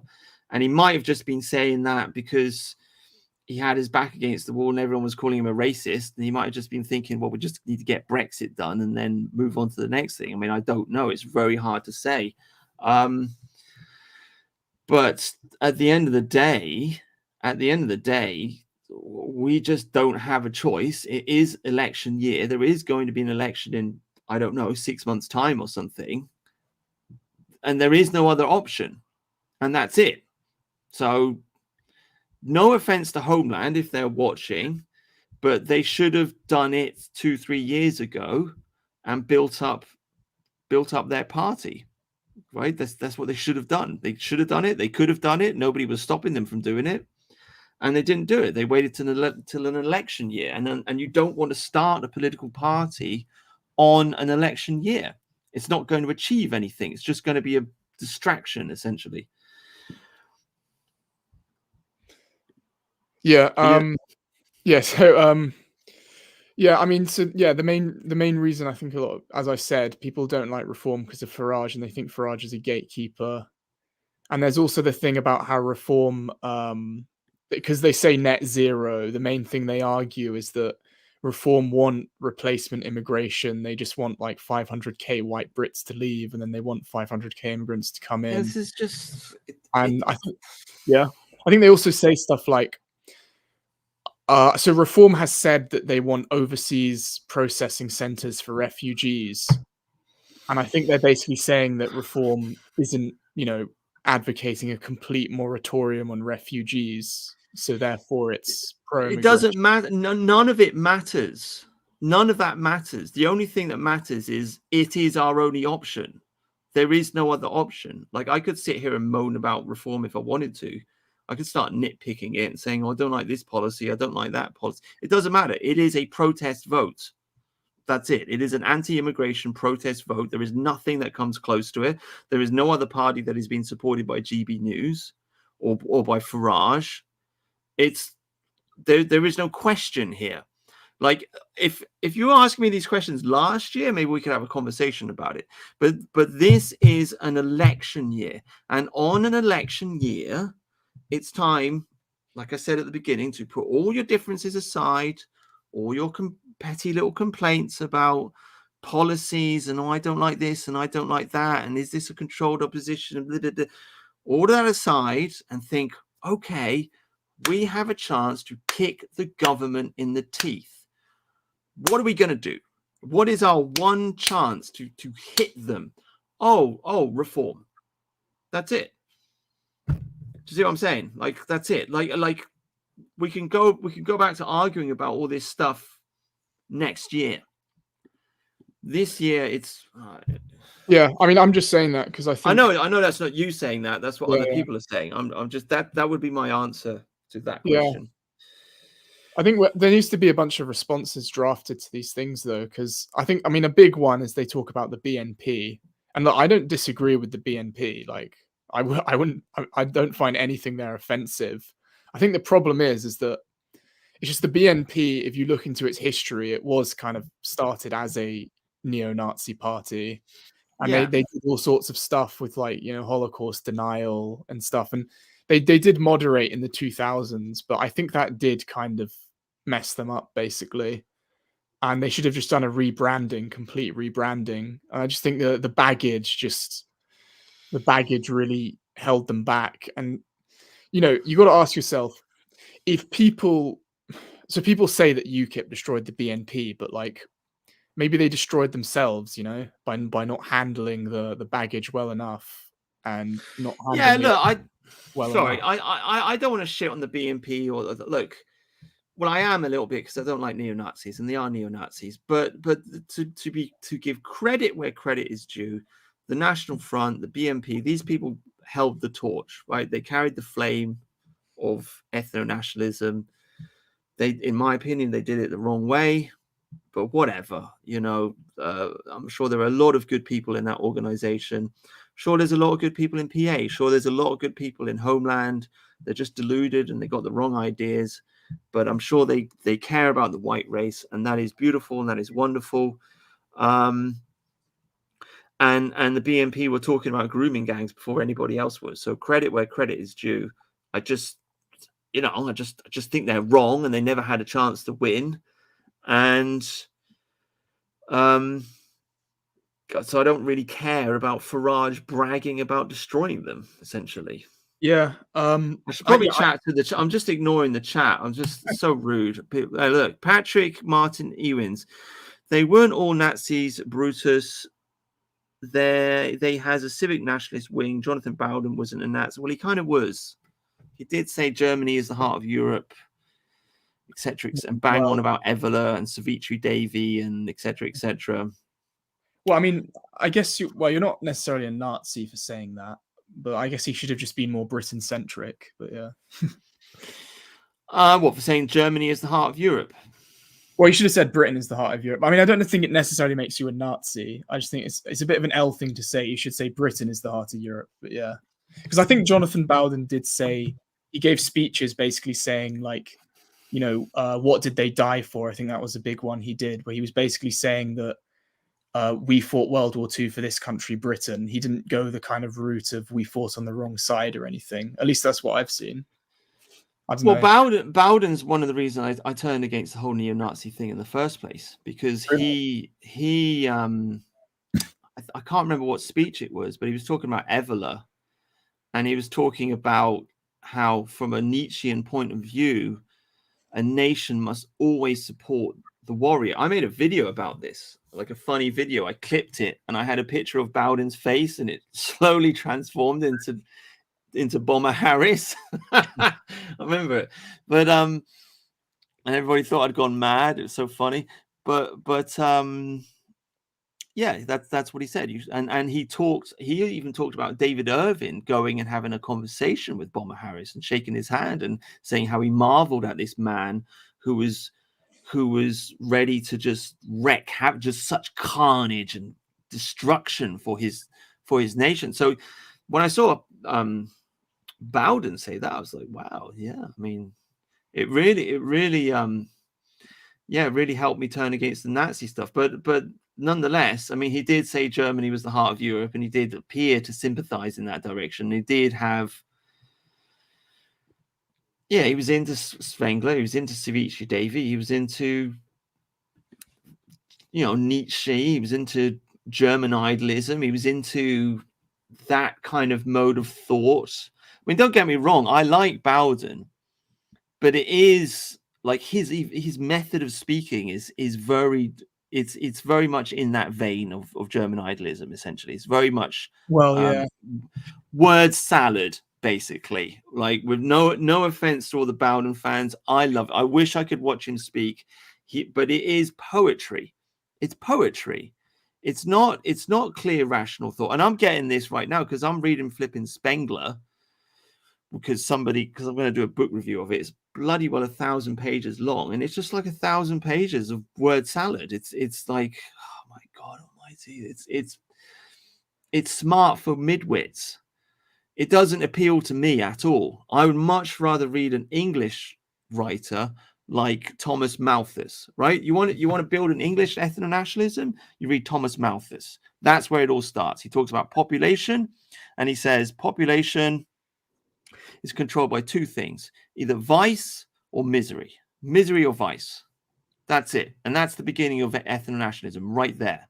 All the thinkers in the 19th century all followed in him. Darwin, what's his name? Spencer. Mm-hmm. All these people, they are all expanding on his conversation about population control, essentially. But the point is, so I'm just rambling on here, but the point is he spoke in a very straightforward way, sort of straightforward, empirical way, without all this verbose adjectives, without this word salad. It's just like, no, this is this and this is this, boom, boom, boom, boom, boom. That's how I like to. Those are the kinds of speakers that I'm attracted to. This whole like Spengler, Evola, Savitri Devi myth of the 20th century word salad is it's German idealism. It's Hegelian thought. It's waffle. Yeah. So there's a comment here which is they decided to deify mid-century Germans and Mosley instead of Enoch Powell. Yeah, that's the thing. I think Enoch Powell is a very good figure because he basically, like he fought in the Second World War. He never said anything. He never said any of this nonsense of pro Hitler, pro Mosley. He was completely removed from that. He had no association with fascism. Yes, everyone agreed with him. Like 60 to 80% of the public agreed with him, and there's really no dirt on him. Like, what can you say about Enoch Powell that's bad? There's virtually nothing you can bring up on him that's really kind of snot. You can't bring up any dirt on him.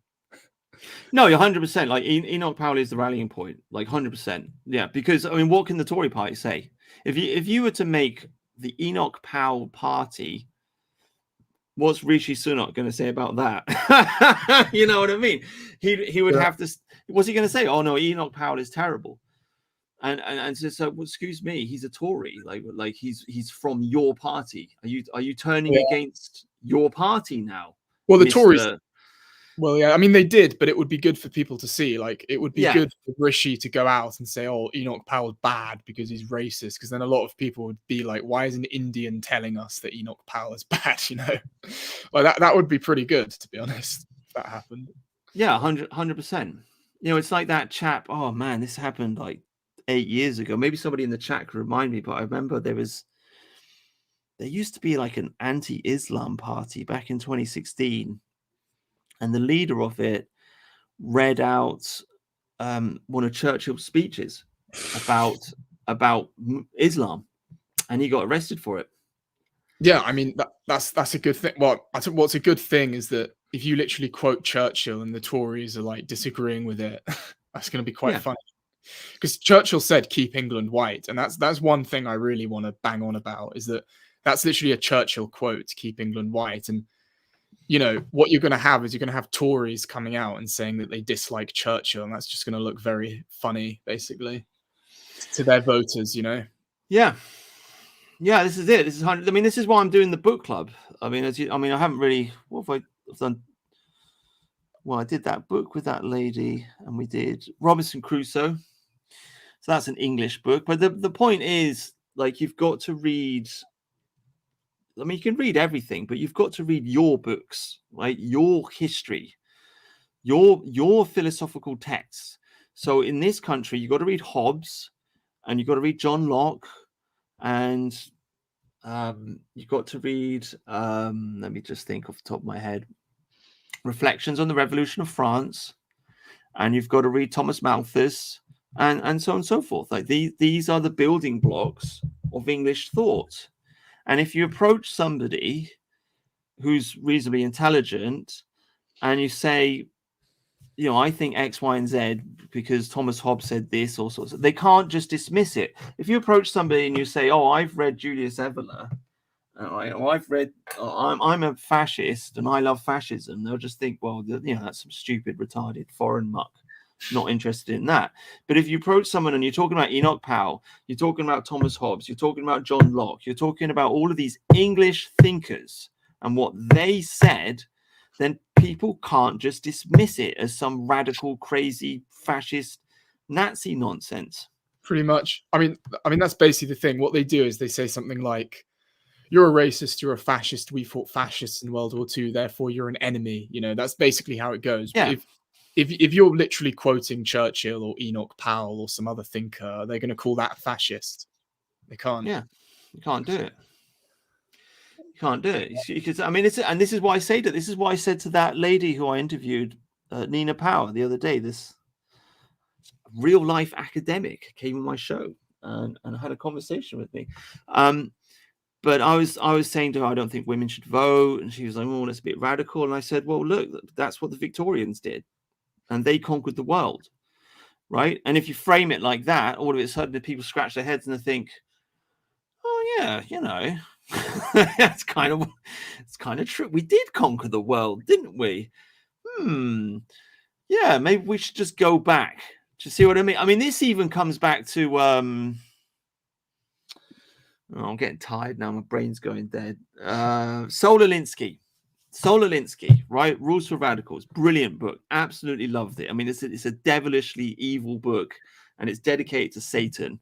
But nonetheless, it's I don't know, man. There's just something about it. But he says in that book, if you want to have a revolution, you have to propose it as a return to the past, right? And this is the trick that they played in America with the civil rights movement. They always said, oh, we're going back to the Constitution. We're going back to the American Constitution. And now, of course, they don't need to do that anymore because the country is very anti-white. But my point is, like, you have the general public, they don't really like change, and they're scared of radical change. So if you want to change something, you present it as a return to the past, and then they're more willing to accept it. So in a similar way for our country, we should just say, well, I want to be like the Victorians because that was good. Yeah, I think that's pretty good. Like, you know, the kind of rhetoric, the symbolism, the aesthetics you employ should all be, you know, that kind of stuff. Victorianism. Yeah. So I'm rambling on. I mean, who we got? So we pick. I was just trying to talk to the chat. Are you all right for another half hour? Yeah, I could do that. Yeah. Okay, and then we'll do another half hour, and then we'll pack it in. I've had a terrible day, so I'm gonna drink a few beers, watch a movie. Let's try and talk to the chat. Sorry to the chat for being rude, not listening to your comments. He called himself a revolutionary conservative. Okay, but here we go. What you believe philosophically should be if you believe it is correct, not just because it comes from your country. To me, that is muddled thinking. What do you think about that, Anglospherist? I don't know. I think, well, I guess it has a point. I just think that we should pick well-known figures from British history who are respected, basically. And if they said anything about ethno-nationalism, we should use them because it's hard to dismiss, pretty much. Yeah, I would say in any country, whether it's England, France, Germany, wherever, you are going to have right-wing thinkers and you're going to have left-wing thinkers, right? You're going to have anarchists and you're going to have feminists. You're going to have like all the. I saw Stefan Molyneux do an interview once with some philosophy guy, and he'd written a book saying that all the basic positions were kind of laid out by the Greeks, and they just get repeated in every epoch, but they just like the name will slightly change, but it's still there. Like anarchism has been going since what's his name? Not Dionysus, Diomedes. What's that guy? Lived in a pot. Do you know the guy lived in a pot? Oh, Diogenes. Yeah, so. Alex, freaking lunatic. I love this guy, but he lives in a pot, right? Like half naked. Alexander the Great comes up to him because he's a famous philosopher. Alexander the Great comes up. He says, "Is there anything I can do for you?" And he just turns around and says, "Well, get out of the sunlight. You're blocking the light." And you can imagine saying that to Alexander the Great, like the balls that you'd have to have. But yeah, apparently he's the first anarchist. Anyway, point I'm making is the same ideas are always repeated. So when I say, what's this thing? What you believe philosophically should be if you believe it's correct. You just go back to the past and you pick the right-wing thinkers. And then people will agree with you. You don't have to totally accept everything that they said. You just pick, oh, this person said that, and that was a good idea. And that guy said that, and that was a good idea. And like a magpie. Like a magpie, yeah? What we need to do is we need to magpie British history and British political philosophical thought and then jumble together our own ideology and say, look at this ideology. It's English. And then the English people will say, oh, that's brilliant. Pretty much.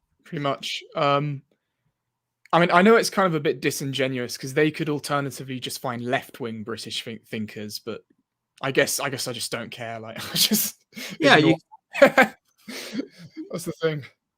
Yeah, you could. Yeah, the lefties will pick the left-wing thinkers, and the righties will pick the right-wing thinkers, and that's it. I mean, essentially, I'm not saying you have to 100% accept everything that they said. Like, I don't 100% accept everything that John Locke said, right? I don't even know. Like, I have a very vague idea of who these people are, but it's more a case of it's giving respect. You give respect where respect is due. You give respect to your ancestors. You know what I mean?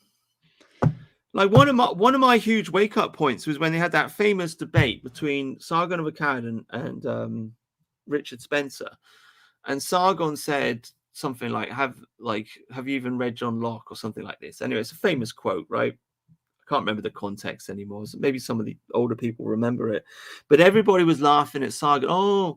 You think you should read John Locke, and I was sitting there watching it thinking, like, what the hell's wrong with you people? Like, of course you should read John Locke. That's our history. That's our philosophical system. That's our heritage.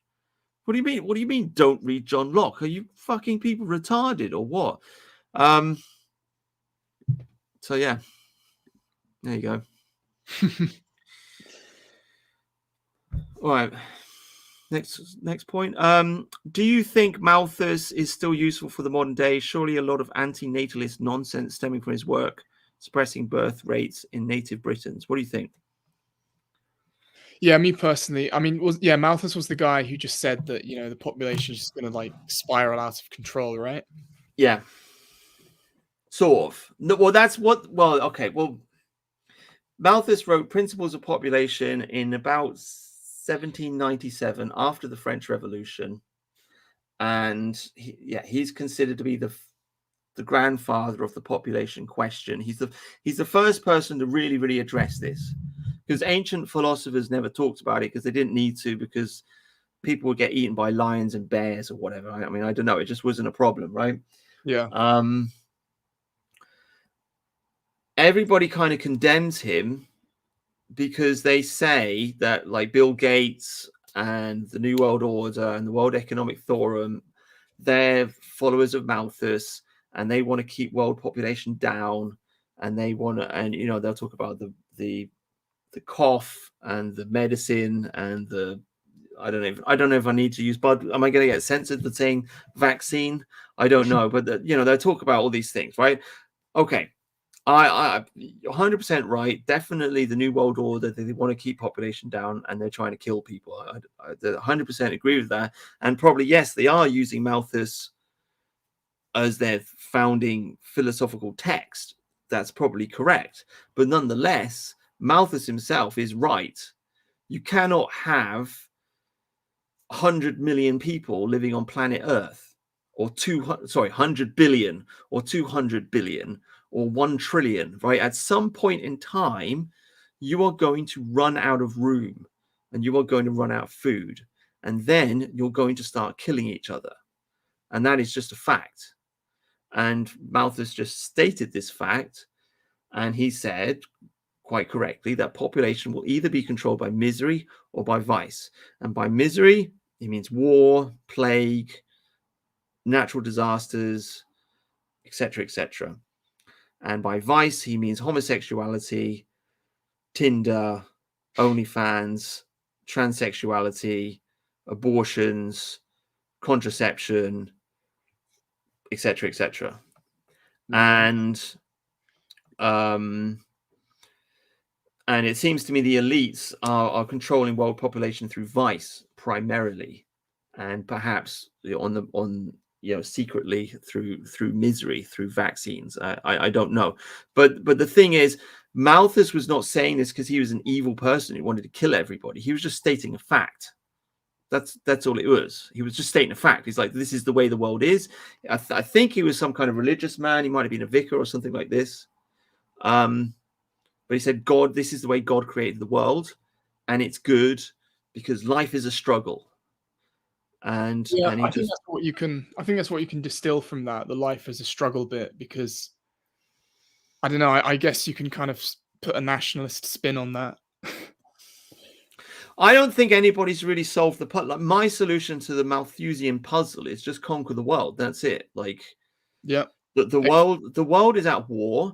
The world is in a constant state of war. It always has been and it always will be. And you will always have different groups of people struggling to get the resources, to get the food, basically. Okay. And so the solution to the Malthusian problem is conquer Africa and just take their land and take their food, right? Do to Africa what we did to North America. There you go. Boom. Manifest destiny. Manifest destiny. Yep. And that's I mean, I think that's a good, like, because that's the thing. Like, I call myself angry. I don't just want I want to punch high, you know. What I want is, I don't just want Britain to be saved. I also want Canada, America, Australia, New Zealand, and I want, you know, the British race to be strong and powerful. Basically, that's where you got to aim. That's what you got to aim for. And I guess Malthus could help you with that. You know, you can just say that, you know, life is a struggle. Our people that have got to win. Maybe. Yeah. I mean, that's it. I mean, he didn't frame it like that. He like stated the problem. He didn't state the solution. And I don't think anybody had, or not not in terms of like conquer the world and kill everybody. But I think that's the nationalist solution to that like deep, difficult philosophical problem, basically manifest destiny, as you say, which is why America is so great, which is why it upsets me a lot, actually, seeing, you know, stupid Americans chase after Mustache Man. It's like, you guys literally fought one of the world's greatest race wars against the American Indians. Like, you know, they literally did Lebensraum. Yeah, they did. Like, oh my God, I've been saying this for so many years. The cowboy, right? If I was an American, I'd be a cowboy. I'd wear a flipping cowboy hat and cowboy shoes, and that's a real masculine hero, a masculine man on his horse on the prairie, shooting the Indians, and then having sex in the brothel, and he's free, you know. Red Dead Redemption or whatever. It's like when America was great, everybody watched westerns, and now Hollywood doesn't make those movies anymore, even though they could make like an infinite amount of money by making those movies. They don't do it anymore because they want to beat the American man down. Yeah, and I guess we've also got Australia as well, Canada, because I mean, that's, when I was younger, I always thought of Australia as basically just this open space where we should send our people to, basically. Yeah. And Canada too. I mean, I want, you know, we should aspire. We're not going to let Australia, Canada be overtaken by Indians. We're not going to let ourselves be overtaken by Indians either. Yeah, they just, I don't know, they don't have such a story of conquest though, like America does. Yeah, I mean, because the Aborigines never really put up a fight. Australia should just be a paradise, to be honest with you. Like, it's amazing how they've screwed that country up, because you've got all the natural resources, all the food you need, all the land you need, nice weather. Literally, all you've got to do is just like have sex and build cities for your children to live in. That's all you got to do. Like, you don't have any. They're not involved in the great ancient war between, like, you know, China and Russia and Europe and the Middle East, and like they're totally separated from that. They're way down in the ocean, in the middle of nowhere. It really does make me, like, you just realize the squandered potential. Like, you know, you got a continent there, as you said, so much natural resources, so much, you know, farming land, and what are they doing? They're just importing like Chinese and Indians to take it all up. So what's going on? It's a total waste. It's a total waste. Same goes for Canada as well. Like, why should this continent just be full of foreigners, basically? Well, the Canadians, I guess it snows a lot, so it's a little bit harder.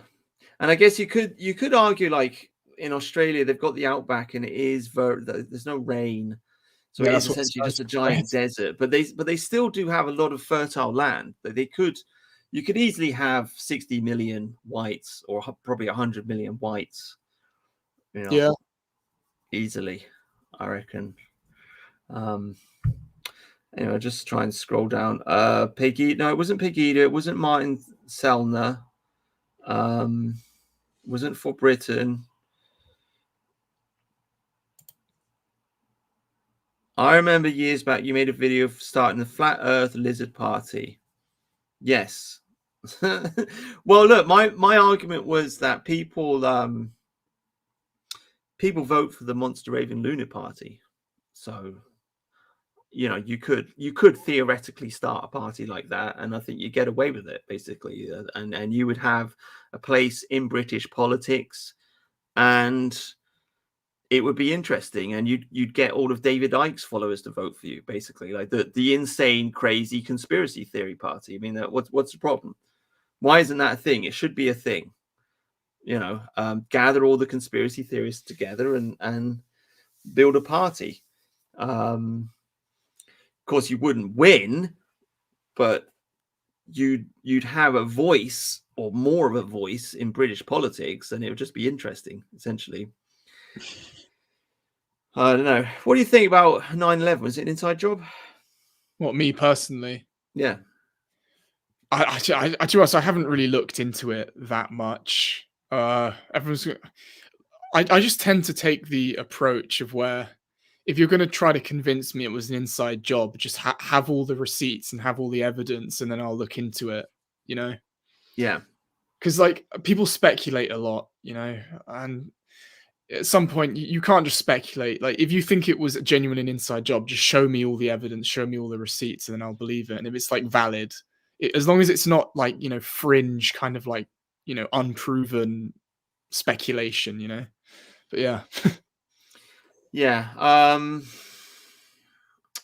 Yeah, I mean, I guess you're in your early 20s, aren't you? So I guess you just haven't had time to look into it. I mean, this is the thing, when it comes to all the truth and the conspiracy theory movement and stuff, it just takes a really long time to do all the reading and watch all the documentaries and Yeah. figure all this stuff out, because it's just an endless, bottomless pit of craziness. And then, like, if you, as you say, like, you start getting into conspiracy theories, and then there's all kinds of crazy people saying like a whole bunch of weird shit which doesn't make sense at all, and so you got to spend a long time like sifting through, like, what's this insane stuff and what's good, you know. And then you've got to deal with like David Icke, who is essentially just an anarchist and quite anti-English actually, and anti-Queen, and anti-monarchy, and like doesn't even believe in money, and it's like doesn't believe in God, and it's like, well, and all he does is complain, you know. Because I read his book, Everything You Need to Know, and I got to the end of it, and it's like, well, he doesn't outline any kind of political system that we should follow.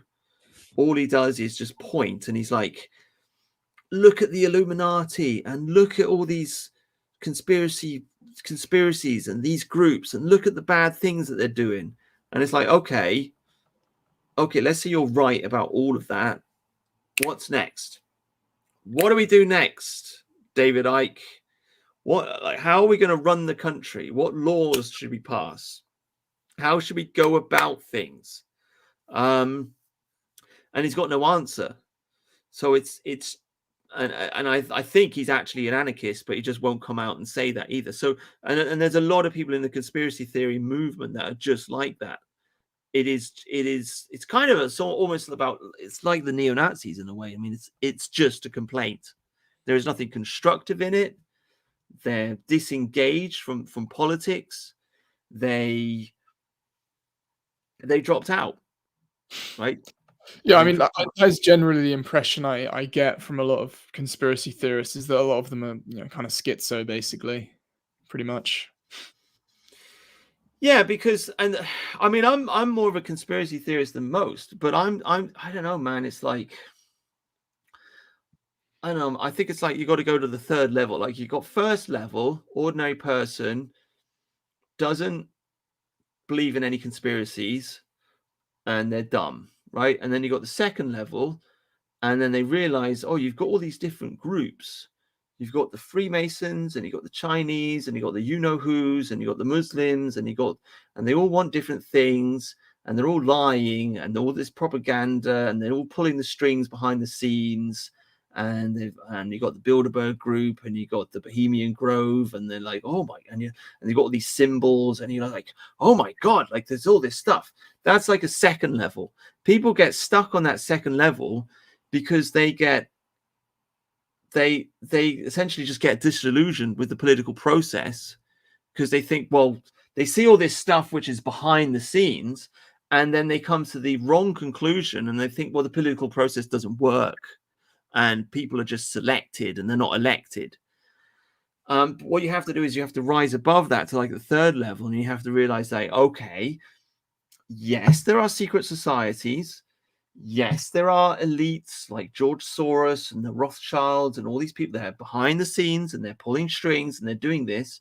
But no, they do not have absolute control over this world. They do not have it. Yeah, that's the it. thing. They don't leave room for agency, a lot of them. They just basically say that these people control everything and there's nothing we can do about it because everyone is controlled, everyone's controlled up. Yeah, exactly, 100%. And like I say, very, very similar to the neo-Nazi position. Like, it's a defeatist position. It's just like, they're in charge of it. Oh, we're so doomed. Yeah, the you-know-who's run everything, and they own us and they control us, and if we speak out, we just get killed. It's just very pathetic, basically. Yeah, so they give up. Yeah, right? They give up, and that is the intention, I think. They stop thinking about politics in an intelligent way. They stop watching what is going on in Parliament. They stop looking at public opinion. They stop looking at opportunities like reform. I mean, I don't know if you've been watching this on Twitter, but I mean, people have been giving Hitchens a roasting for the last few days just because he's just such a boring old defeatist boomer who's just given up. And yeah. we got Sargon, who's in his 40s or whatever, but he's younger, he's more optimistic, he's got energy, he's trying to build something, he's trying to save the country, and he's in the chat. He's in the he's talking to Hitchens on Twitter saying, oh, but we could do this, and Hitchens is just, oh, it's all over, you should have listened to me 20 years ago and no one listened to me, and it's like, fuck off, Hitchens. He just sounds like he's angry he didn't have his moment, It's kind of what Nick Griffin does, because he tried with the BNP and he failed, and now what he does, he goes on streams, with Muslims, and he just grovels to them and says like, oh, it's not my fault, it's the elites, our elites did colonialism, don't blame me, or something like that. And I think he outright states that we should just accept living with these people. He says that we should accept, that we're going to become a minority, basically. Just completely defeated. Yeah, doomers. And I mean, Hitchens' mother is a you-know-who, so that's interesting. But I don't think that Hitchens himself is a deliberate controlled opposition agent, but I do think that the powers that be put him in that position, or they allow him to continue in that position with his column with the Daily Mail and so on and so forth, because they understand his attitude. He has the mentality of a doomer. He's a wet flannel, a wet blanket, a Debbie Downer, and he destroys morale and people. And essentially, like, you have a hierarchy, and there are only so many people that you can have in leadership positions, because people's minds can only remember so many names, right? So in the right wing, you're only going to have, I don't know, 10, 15, 20 famous people. I don't know, depends how deep you're into it, right? But they make sure that enough of these leaders are just fucking useless Debbie Downers, and that just stops everything from happening. So that is Hitchens to a T. Because if he wanted to, he could join Reform. Yeah. If he wanted to, Hitchens could have taken over UKIP after Farage left it. So instead of Gerard Band, we could have had Peter Hitchens leading UKIP. I mean, could you imagine it? Could you imagine it? That the hundreds of thousands of people he could have rallied, and yet he just doesn't. He doesn't, and he didn't, and he won't. And he just sits there going, "Oh, it's all over," and it's yeah. Well, do you think that maybe because he's a partially who, he doesn't have the same stake in the game? I don't. Do you know it's I when it comes to like controlled opposition, it just like you can never prove it, and so it's better just to take people at face value. I think. Yeah, but what I'm saying is that because he isn't, I don't know, because he's partially a who, he knows kind of deep down. He's like, look, I've got Israel for my people, so they're still all right. But if you're like just white British, this is everything. Britain is everything, and you've just got all your eggs are in one basket, and you've got all the incentive to keep fighting basically forever.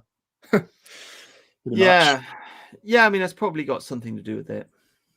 But I mean, I have done this before, calling people controlled opposition agents, but it's just, I don't know, man. You end up sounding like a schizo, and it's very hard to prove. And well, no, it's not.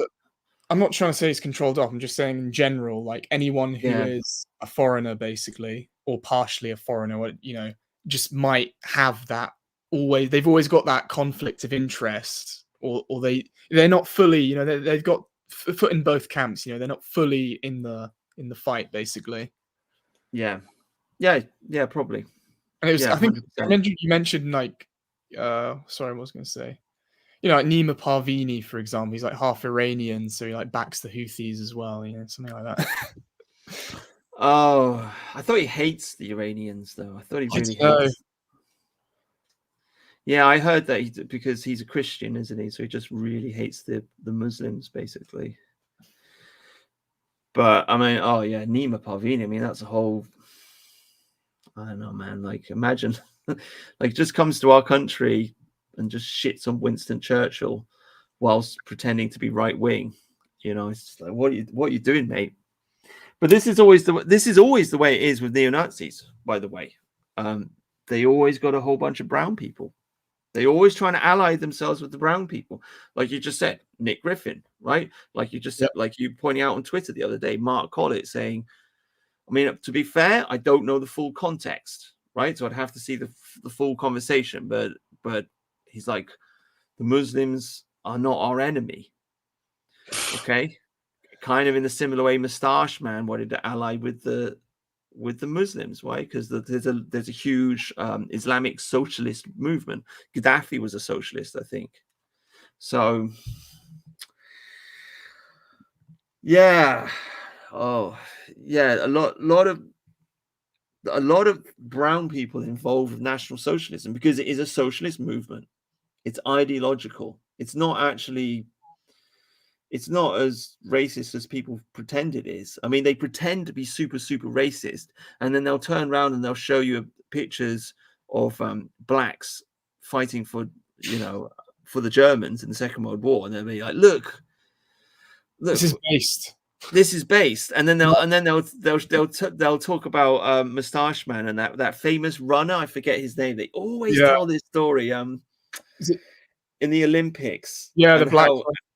Yeah, and how friendly and open Moustache Man was to this black guy, and how the black guy was friends with one of these blonde-haired SS people, and how in his old age the black guy used to say, "Oh yeah, Moustache Man was a good guy," and all this kind of stuff. And it's like, well, hang on a minute, like, what is going on here? It's inclusive National Socialism. Jesse Owens, there you go. Jesse Owens, right? Oh, well, it's always the based. I mean, a lot of the Wignats, it's always the based China because they banned porn or something, or like based Russia or so, based North Korea, based Iran. They always latch on to some, like, sometimes just outright brown country telling us that it's based, apparently. Yeah, because they're anti-imperialist, they're anti-Anglosphere, essentially.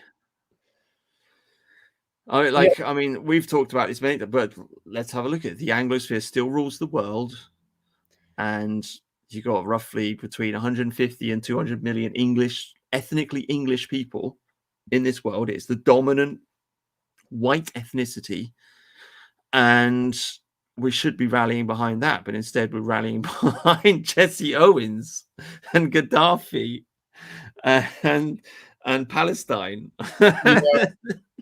It is part of defeatism, though. It's part of defeatism because what they basically think is they think that if they ally with these people, they'll all voluntarily leave. If they like simp for Palestine enough, like Keith Woods, all of the Arabs in Ireland will all leave, which is never going to happen ever, basically. Yeah, I mean, I don't know. Like, if you put a gun to my head and made me choose between Israel and Palestine, I'd pick Palestine. Like, yeah, okay, fair enough. Definitely the lesser of two evils, or they're definitely they're definitely being genocided. I mean, there's no question about that. But they're not our friends. Like, this is the mistake. The people are thinking the enemy of my enemy is my friend, and it's like, well, no, he ain't actually at all. They don't like us. I've spoken to Palestinians, and I've basically done that. I mean, it's very embarrassing to admit, but yeah, I've done that embarrassing thing of just saying like, "Oh, let's be friends against the you-know-who's," and they don't actually care. Like, they just turn around and they say something like, "Oh, the West should accept a ton of refugees because it's previous support of Israel," or something like that. Like, they're not interested at all in you. Right. Yeah. I've talked to, I don't really think I talked briefly to a Muslim in Manchester. He's like, he was giving out pamphlets, and I mentioned the you-know-who's, and he kind of smiled, and I smiled, and we had a little laugh about it. That was as far as it went. I don't think I've ever got into depth with a Muslim about that question. I did work with a Muslim recently, interestingly enough. And this guy just turns around to me and he says, I think the white race should be destroyed. It's just like very casually, very, very casually, like not like just not in like an angry way, or just like with a very calm look on his face, not getting aggressive or anything. He's just like, yeah, I think the white race should be destroyed because of slavery. And I'm just like, I mean, I wasn't angered by what he said, because he was a bit thick, to be honest with you. It was kind of, I kind of enjoyed talking to him because at that time it was in the lockdown and everyone was going on about the vax, and this guy was a little bit anti-vax because he was suspicious of the government, because he's a Muslim, right? So he doesn't trust the British government. So I kind of enjoyed having a little bit of a conversation with him, but he, yeah, very casual. Oh, the white race should be destroyed. And I said to him, well, I think the Muslim race should be destroyed. He's like, he looks at me, he's like, what? How can you say that? It's just, there's no self-awareness. That's the thing, because I've spoken to like Arab ethno-nationalists, who want, ethnically homogenous Arab states. And if I say the same thing about Europe, they chimp out and they piss themselves. Like, yeah, they don't. There's no self-reflection. And it's, well, to be honest, I think they kind of know that if Britain, for example, was strong and actually cared about its own people, that might end up being bad for them in the long run, maybe. Yeah. Well, it's for the 100%. Same reason. It's for the same reason the you-know-who's never back nationalism in any Western country, because they know that eventually it will just lead to the conclusion of, we're not going to like prostrate ourselves for Israel. So that's why they never back it. If Britain was like, we're going to put British people first and only British people, we're not going to support Israel for no reason. We're not going to get ourselves involved in foreign conflicts for Israel. That's going to be bad for Israel. So the you-know-who's will never back proper British nationalism. That's the thing.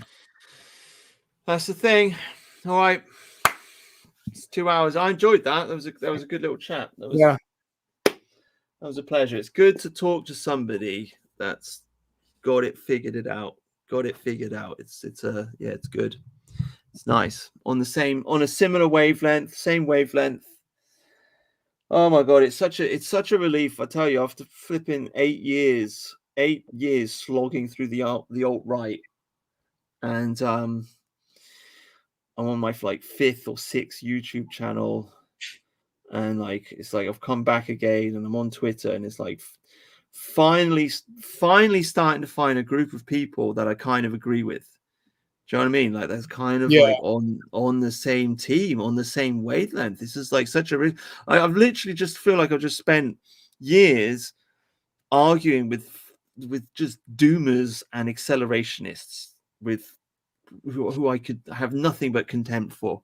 And again, like, oh, and they're not listening, and now finally, like, there's a good gang of people on Twitter who have got the right ideas, and they got their head switched on, and it's it's a relief. It's good. It's good. Yep. Thanks to you as well. Yeah, no, bro. I'm always here. Right. So we'll have to do that again sometime. I don't know. Maybe when there's a news event or something. Yeah. Maybe we'll find some more people to bring on. Like I say, I don't really want to do the whole weekly show because it's just, I don't know, man. There's a lot of pressure. I mean, maybe I'll change my mind. I don't know, but like semi-regular random live stream when something interesting happens in the news sounds like a really great kind of fun idea. So there you go. Yeah, could do it. Thank you everybody in the chat. Albion in Exile, Docastic Draco, Thomas Birch, Theodosius Claudius Maximus, Patrick Martin Earwigs, Albion, and that's it. And there's more. But anyway, thanks everybody in the chat for turning up. Please share the live stream on Twitter. I used to have a lot of subscribers, and I've lost them, and they probably don't know I'm back because I changed my name. So please do share the video, and that's it. There you go. All right. Cheers, guys. Right. Good night. Good night, everyone. See you. See you.